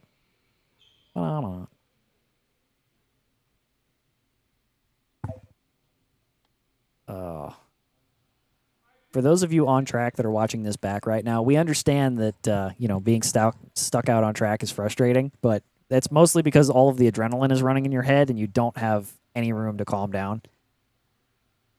We know that it's frustrating being stopped. Especially as the clock counts. Yeah, especially as the clock counts.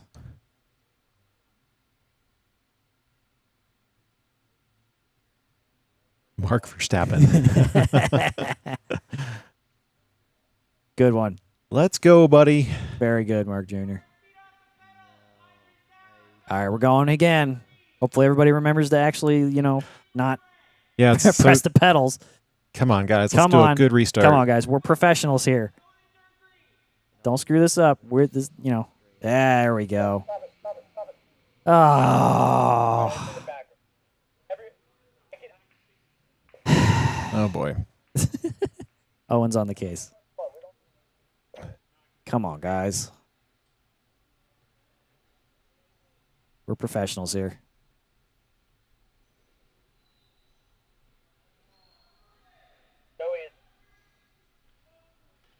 Now they're yelling at, I believe it was Dom and somebody out at the back door. They were moving. They were moving under yellow.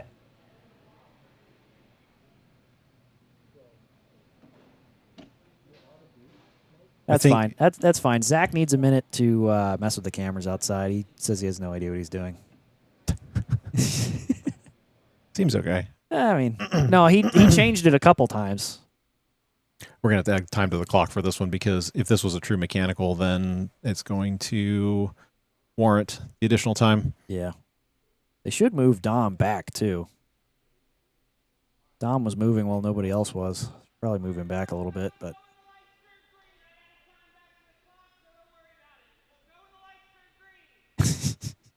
Don't go when the lights aren't green. All right, here we go again. Did they add time to the clock? I didn't watch it. No. I didn't see. No, you know what? I think they did, actually. We'll find out. It wasn't very long, but, I think they did add it. All right, they added 2 minutes, yeah. All right, we're now back underway. We'll be on board with Dave Patterson because he is following Tyler Stevenson, number 15, the battle we were following just before the stoppage. I also just saw that Anthony Noroski just went into the pits, so he is making his pit stop as we speak. Just for the record.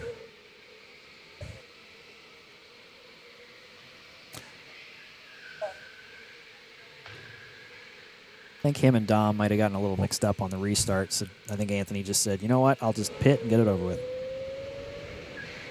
That's the scenario I picture. Different cart and additional boost, Yes, so sir. you might as well. Well, we're halfway through, so if he would have, this is about the time. Or the time that makes the most sense, anyway.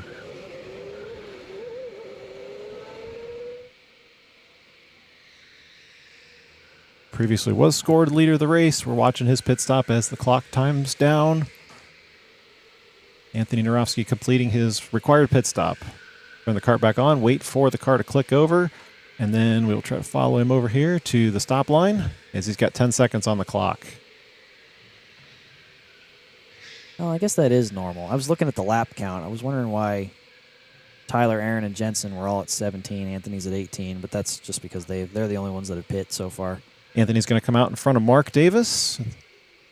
PJ must have used his. We'll follow that, Drew. He Follow did. them, Drew. PJ just used his joker. Up. Your race leaders are in the pits. Okay.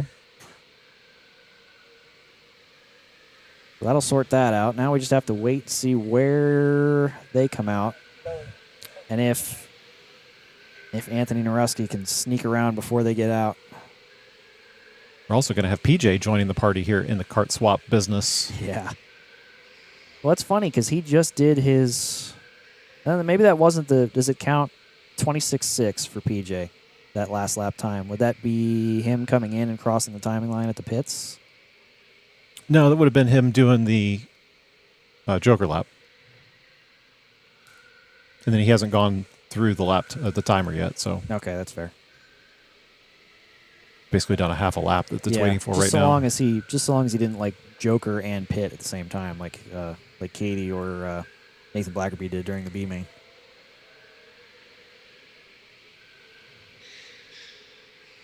All right, 5 seconds to go. Where's he going to come out? Where is everybody? Just 5 seconds between the two guys in the pits down there. Oh, Anthony did get him, but I think Dom sat in the pits for a little bit longer than he should have. Gavin's going to roll out turn 1 as well, and then in 5 seconds, that's going to expire the timer for PJ in the number 10 machine. Joey Valentine also making his required pit stop. So Yeah, it seems like people are sitting on that timer a little bit. PJ's going to wait a little bit just for these guys to come by. Yeah, that was the safe move. All right, let's go up to Dave because he's still following Tyler up here. Yeah.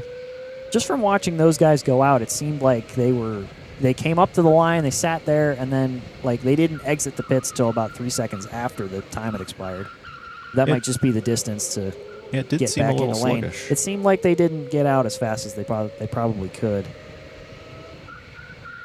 Coming around the carousel right now is Alex Eckelberry. He's essentially the leader in the Papaya, Yes, sir. riding the number 27. Right on his coattails, Tyler Stevenson. I think he's just kind of hanging out back there, to be honest. Alex has completed his Joker lap, but we don't have him in a kart swap yet, so he's going to come outside. That's correct. Really, spots 7 through 13 should be your race leaders.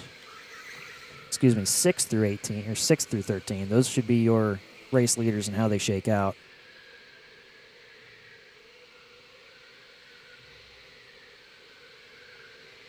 Which is good news for Anthony because he's sitting in front of Dom. That's correct. But for how much longer? That's the question. Because they are back-to-back out there. Mm-hmm. Unfortunately, we don't have a camera on them at the moment, but we should.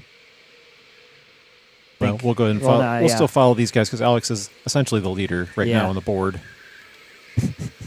Rolling around in the dark out there.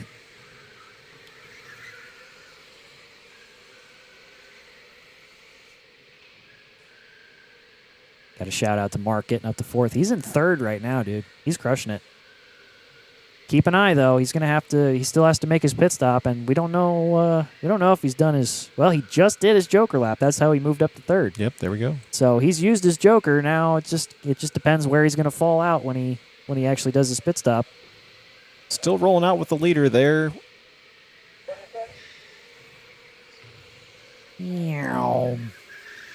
Great sound effects. Yeah, making that fly. We need more sound effects. You got that whole soundboard. You got so many buttons. Oh, okay. Alex is going to dip into the pits using the sign there. That's going to allow Tyler open track space in front. All right, James. Where would you guess that Alex will come out on the board? Where do you think? Where do you think he'll come out? I'm not that talented to know. I mean, if you had to guess, where do you? I think he'll probably come out behind Tyler, if I'd imagine. As we're following Tyler on the track, I'm pretty sure he is not Joker. There we go. There you go. There's the Joker lap for Tyler Stevenson. Way to predict that, James. He wanted to set the fastest lap of the race. You only got one shot to do it. Let's see what he comes out with. 25-1. Oh, but that's not. But now he's only top 3, and he's fallen in behind the leaders. So now it's going to be a fight to actually catch them and make that pass, bud. This might be a 3-way fight to the end if they all close in. However, Tyler's the one with the warmest kart, but probably the kart with the least boost at this point out of the 3 of them. Something tells me that might be a little bit of a challenge for him. Something tells me that he timed that so that he would he'd have the warmest kart so he could get that fast flyer lap. Yeah, he might have been sitting back there watching. He might have spent a little too much time with Eckelberry and Dave Patterson though. That's just a guess. I think Alex Eckelberry's back on track, if I just seen that off in the corner. But speaking of which, we've got Kart 18. Gavin, who's actually... that's Dave. Dave, sorry. Dave's finally in the pits, too. So the only one left out there that hasn't pit yet, or the only 2, would be Mark Davis and Xander Carson.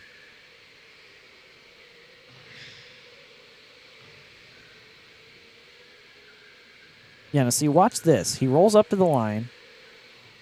He's going to wait on it, but then with the lag in the cart, it just doesn't... You don't get out, right? Like, see, he sat there for... A little bit. Yeah. Seems like it takes a little bit. Like, if you don't...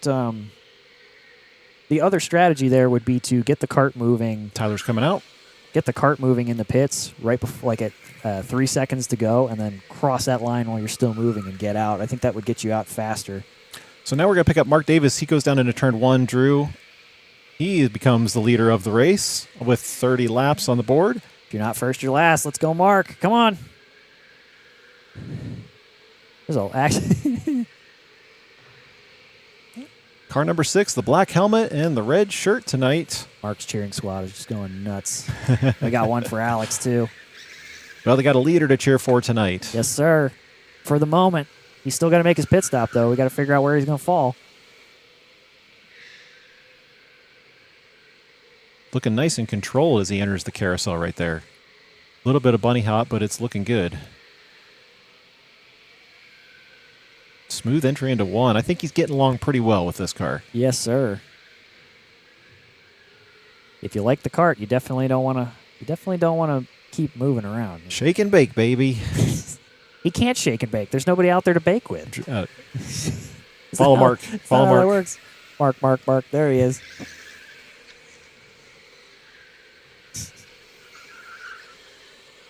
What do you mean you can't see who's There we go. Ah, there we go. Okay, so Mark Davis, your perpetual leader, is in the pits at the moment. That'll leave Xander Carson out there to run by himself for the moment. Car number 16 for Xander. We'll follow Mark here as we start the pit stops. Although those were your race leaders that just came by, and they are neck and neck. Dom and Anthony. There you go.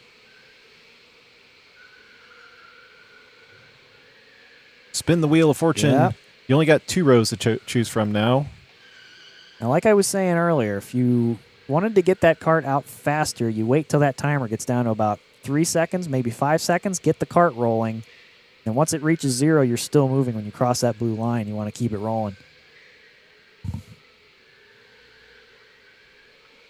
Oh, you don't want to hang with him, Drew? He's paying attention. He's paying attention to this battle Yeah. on track. These are your perpetual leaders at the moment. Is perpetual the right word, James? I'm not good with words. No, I don't think Tyler perpetual Stevens, is right. And then Tyler Stevens is your third place at the moment. He's fallen quite a bit further back than he should. These guys are coming outside. This is ostensibly the leader of the race right now with Anthony Narowski and Dom DeAngelo looking down bearing. Unless Xander takes my advice and forgets to pit. These are I think these guys are your race leaders at the No, moment. because that'll make him DQ'd. Yeah. Dom DeAngelo really giving him the business. He's really looking for an excuse. Going to make Anthony nice and nervous. Yeah. But good recovery from this race so far. Good strategy. This is Anthony's track. I don't think he likes backwards too much.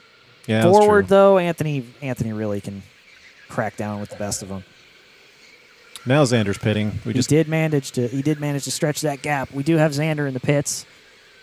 We saw that 16 pop up in the top box as we follow these guys on track. Let's keep an eye on these guys. You got Joey bearing down and Dom DeAngelo giving him a bump there at the first, second, and third positions. Yeah, where did Joey come from? Oh, he's been sitting back there. Oh, yeah. I guess you're right. I was thinking maybe he just threw his joker and fell in right where he needed to. Although him giving Dom the business is letting Anthony Narowski get away. Absolutely. There they So are. he's got to be very careful. We've seen these two guys battled out before. Yeah, this is a time-honored tradition at this point. One we haven't seen for a minute. We'll get a better idea of the gap as Anthony comes around. That might have been a little shady there, Joey. Yeah. Kind of got agreed with the Dom on that one. Back to the usual tactics, unfortunately. Yeah. That was a little bit too much of a bump and run, to be honest. All right, Xander is now coming out of the pits, so we got to figure out where he's going to fall. You want to replay that one so we can keep an eye on it? I could find that. Shouldn't take me very long. We'll watch these guys as track marshals review footage as well to see if anything's going to be done about it. Indoor cam.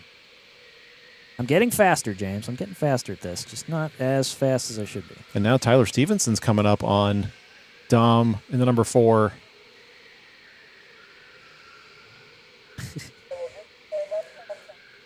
Talking about waving a finger at him, like, no, don't do that. I'm just going to let him slide by, so.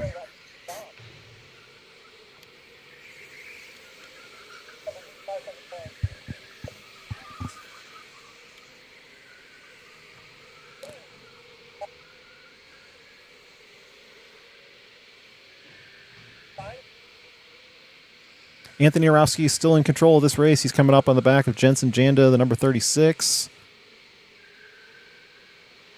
We didn't get all the details of what was happening back there when he did the kart swap back there, but looks like Anthony's going to be able to get to the inside of him. That'll put one car in between him and Joey.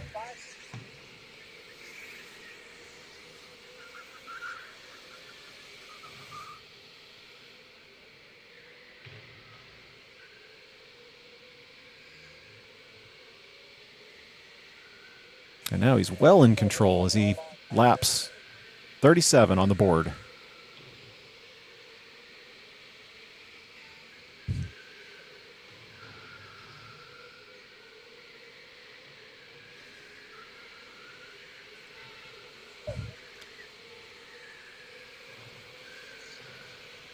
Anthony has been a winner in the GP series, but not yet for endurance.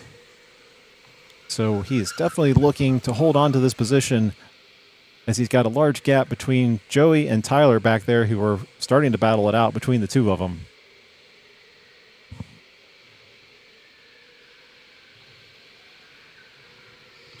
Yeah, it's a shame that I was just complimenting on myself about being faster at this. Looking for that bump and run scenario. Yeah. Outside for Anthony. Going, where did...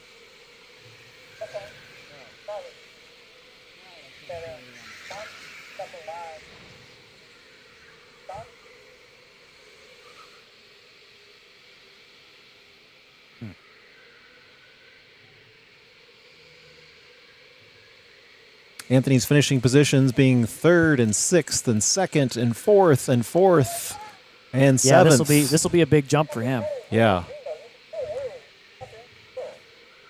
So strategy, we talked to him about doing the Joker lane for this round. He's like, you know what? I would probably come and do this round as he comes outside because of the Joker lane. And now we're starting to see exactly why. He's got the right strategy for all this. And we talked about it earlier with these guys kind of bumping and grinding each other during the race. Yeah, and he just got away from the whole thing. And that gap has definitely widened. Well, he was the first one to use that Joker right away. That really got him out of the fray for a long time. That'll be white flag this time by. Anthony setting a 38.5. He's well in control of the field tonight. Joker lane really helping him out with strategy.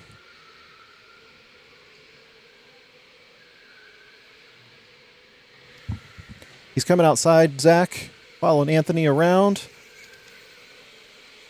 We'll wait for the last lap before we hit a replay of the move with Joey. We might want to replay that whole lap, to be honest. Okay. Just let it roll. And after 7 rounds of the Endurance Series, Anthony Orowski's finally going to get a win on the board as he goes to the checkered flag and takes round number 7. Let's go, buddy. Let's go. After much frustration on the last round in the reverse track and lots of different finishes throughout the season, he finally gets the elusive win. There you go, bud. And like I said, that could be huge in the point standings. That could be huge in the point standings on that jump up. I know you're going to start doing math, but I'll start doing replays if you want. Let's do the replay. All righty. Switch over here. Let's see what you got with the All righty. This is them passes. coming back inside the building. You see Anthony Narowski right there. And we're going to run this. So it seems like Dom gets a little bit wide there. Yep. Coming right out. Joey sticks his nose in. Just run it slow. Yeah, and he just pushed him aside. Yeah, just do this. Gotcha. Oh, you didn't teach me those buttons. I did.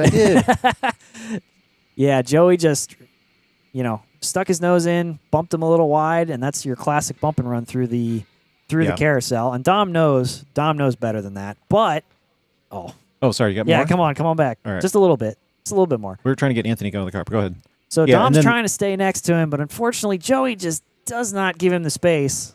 How many times have we told him don't do this? Yeah, this is a big no-no, guys. We can't be doing this anymore. So definitely something needs to be done about that because we've just told him numerous times you can't pinch people there. And with a second place finish, dude, that might be questionable. We caught you red-handed, Joey. I'm sorry to tell you. We'll get that mic over to Anthony when you guys get a second. Yep, we definitely want to talk to Mr. Anthony. As everybody gathers around to congratulate him, he deserves to have his voice heard this time around.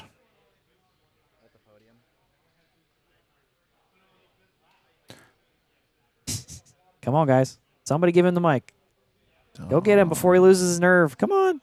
Somebody. Grab the handheld and give it to Anthony. You also need a headset for him. Yeah, Dom's not happy either.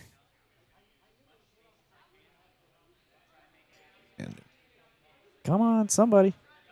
Somebody. There we go. There you go.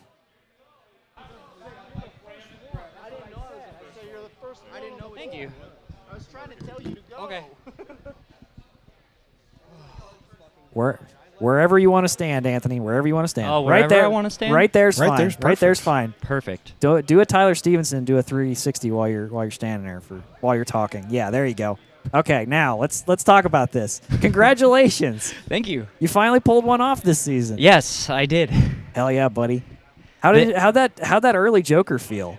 That had to have been pretty easy considering, you just jumped into open traffic and nobody followed you. Yeah, I was honestly shocked that I was the only one to think to jump that early. Yeah. We were too. Yeah, we were just talking about it and then you just dove out and we didn't see you after that. I watched everybody and I was just looking and I was like, in my head I was already like, I'm probably going to go lap 2. Where did you start? 7th. 7th. Okay, so you really did have a pretty clear view of what was happening in front of you. Yeah, So and you made the smart decision in my vote. You made the smart decision and got out. yeah, thank you. Right off the bat. That was what I saw as well. They were just battling like crazy, and I was already like, all right. So I'm watching 1 through 6 battle with each other. Yeah. They're pushing each other around. They're only going to lose time. It's now or never. Yeah. And I liked my kart, and I just went for it. I had a race engineer as well telling me to do the same strategy. So Who was I your appreciative. race engineer? engineer this time around? Nathan Blackerby was my race man. Nice. engineer. Yeah. Lending his expertise. Good Yeah. call for him. Good Yeah. call, Nathan. So, and it was his idea as well, after the stop, to immediately pit.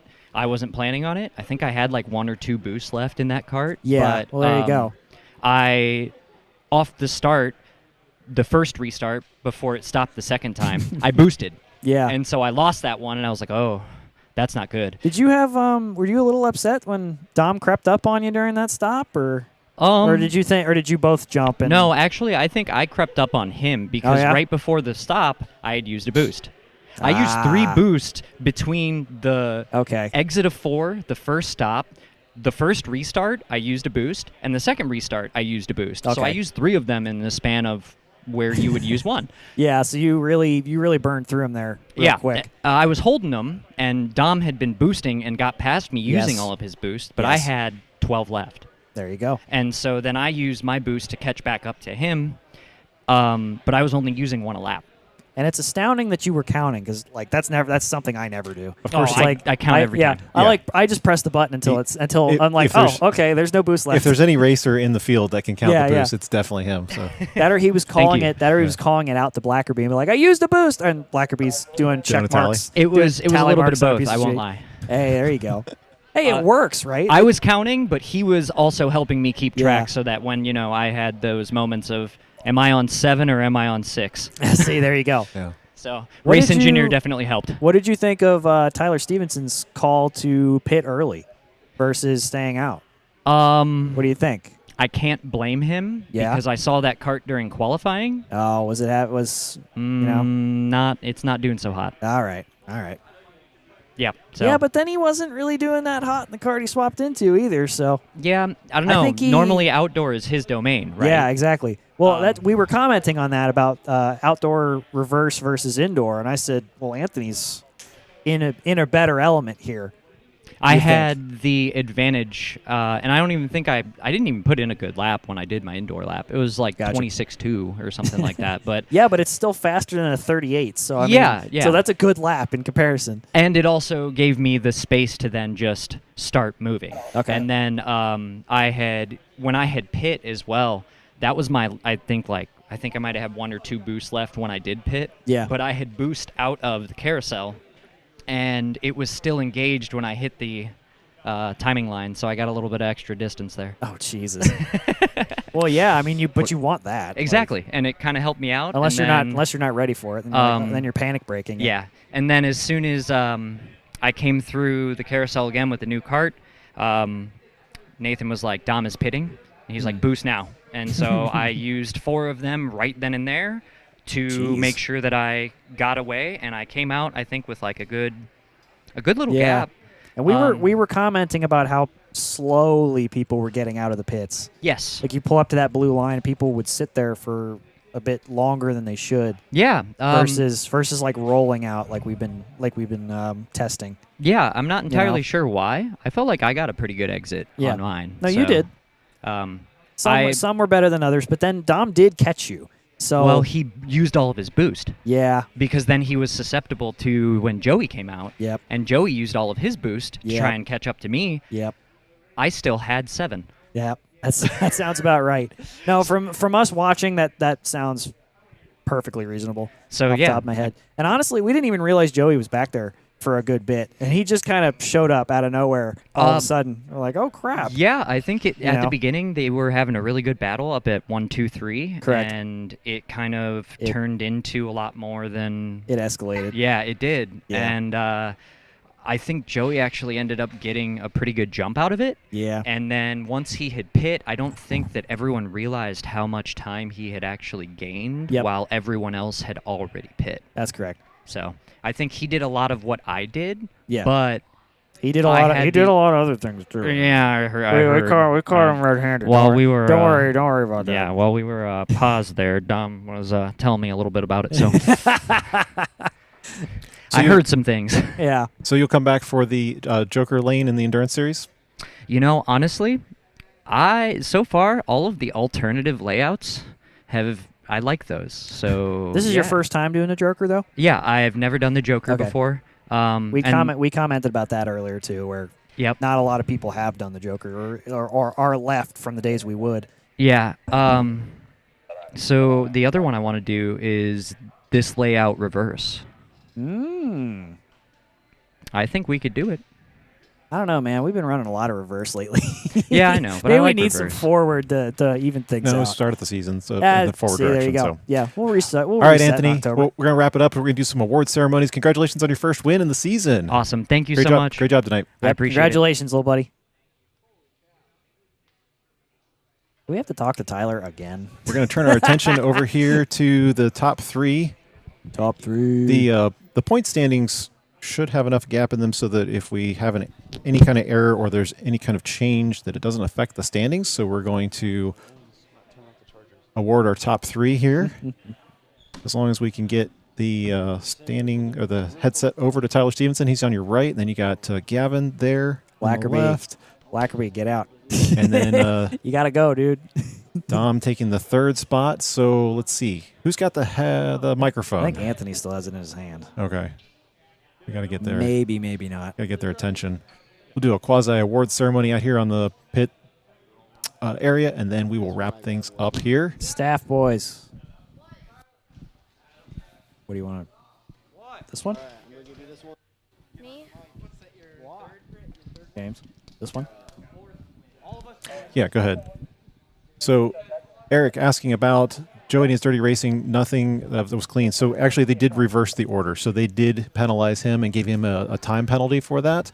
And so, the second place is going to be Tyler, and then they're going to bump Joseph down to 3rd. And that's with the time penalty. Yeah, that's what you get. Especially when we caught him red-handed every single time. Yeah. So, we'll take that down. We'll talk to Gavin, the number 2 man in the round or the Endurance Series. Gavin, how was your race tonight? It was interesting. My second kart was really bad. I was bouncing like a frog. It was really bad. My first kart was good, so I tried to stay in it, but I didn't want to be in it for too long. So I kind of just pitted when I felt like it. I don't really know. Hey, I have one question for you. What was up with your dad pushing you around during qualifying? We were laughing our butts off about him shunting you during qualifying. What was that about? So the first time going outside, I was like looking back and forth, and I was trying to give myself better than that. I was trying to give myself some room, but he was right there, and I was like, where do I go? Because I was like already in the corner. So you went to the wall. Yeah, he found his own line. Yeah, we were laughing about that. So Yeah. how does it feel? You've done an entire series and you came out in second. What's that feel like? Yeah, I mean, it was cool because I won the rookies and then second in Pro Series. So Heck yeah. yeah, So we'll see you again in season number 8 then, you think?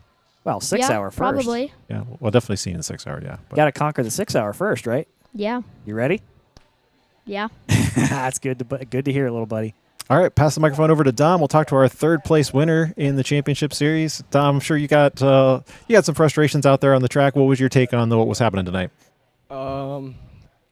Yeah, frustrations for lack of better words, I guess. The You second handled- card I had was great until like the 5-minute mark, and my times just dropped off completely. No power. I ran out of boost because I was just pushing my butt off, and then the cart felt like it was dead. It had no power coming out of corners or anything like that, shaking real bad.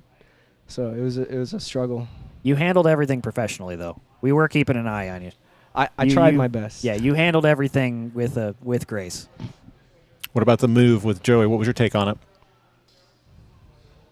I'm going to pass on that question. All right, we'll let you go. all right. All right, congratulations on third place. We'll do a quick awards ceremony here with Tyler in the front. I think you guys already got your trophies. And Tyler, we're getting to be a normal face here on the live stream. Hi, But, Tyler. Feel like we haven't talked to you in a while. I know, right? But congratulations on that. Do you think that the Face do you this way. think that There you go. Yeah. There you go. this is practice for your test tomorrow? Frozen feet. Do you think that there was a mistake for some of these guys to not joker early in the race?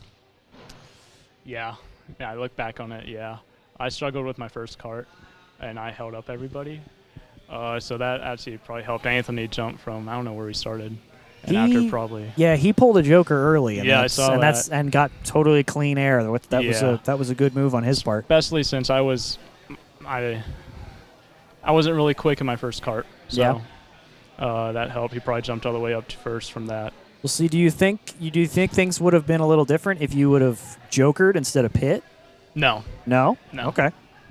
But if you jokered and then used all your boosts and tried to get them out for the next 5 minutes or so and then came in and pit, do you think that would have made a difference? No. No? No, I like what I did. Okay. I tried to get the best out of the cart. Stick with it. I think I still pit even with boost left.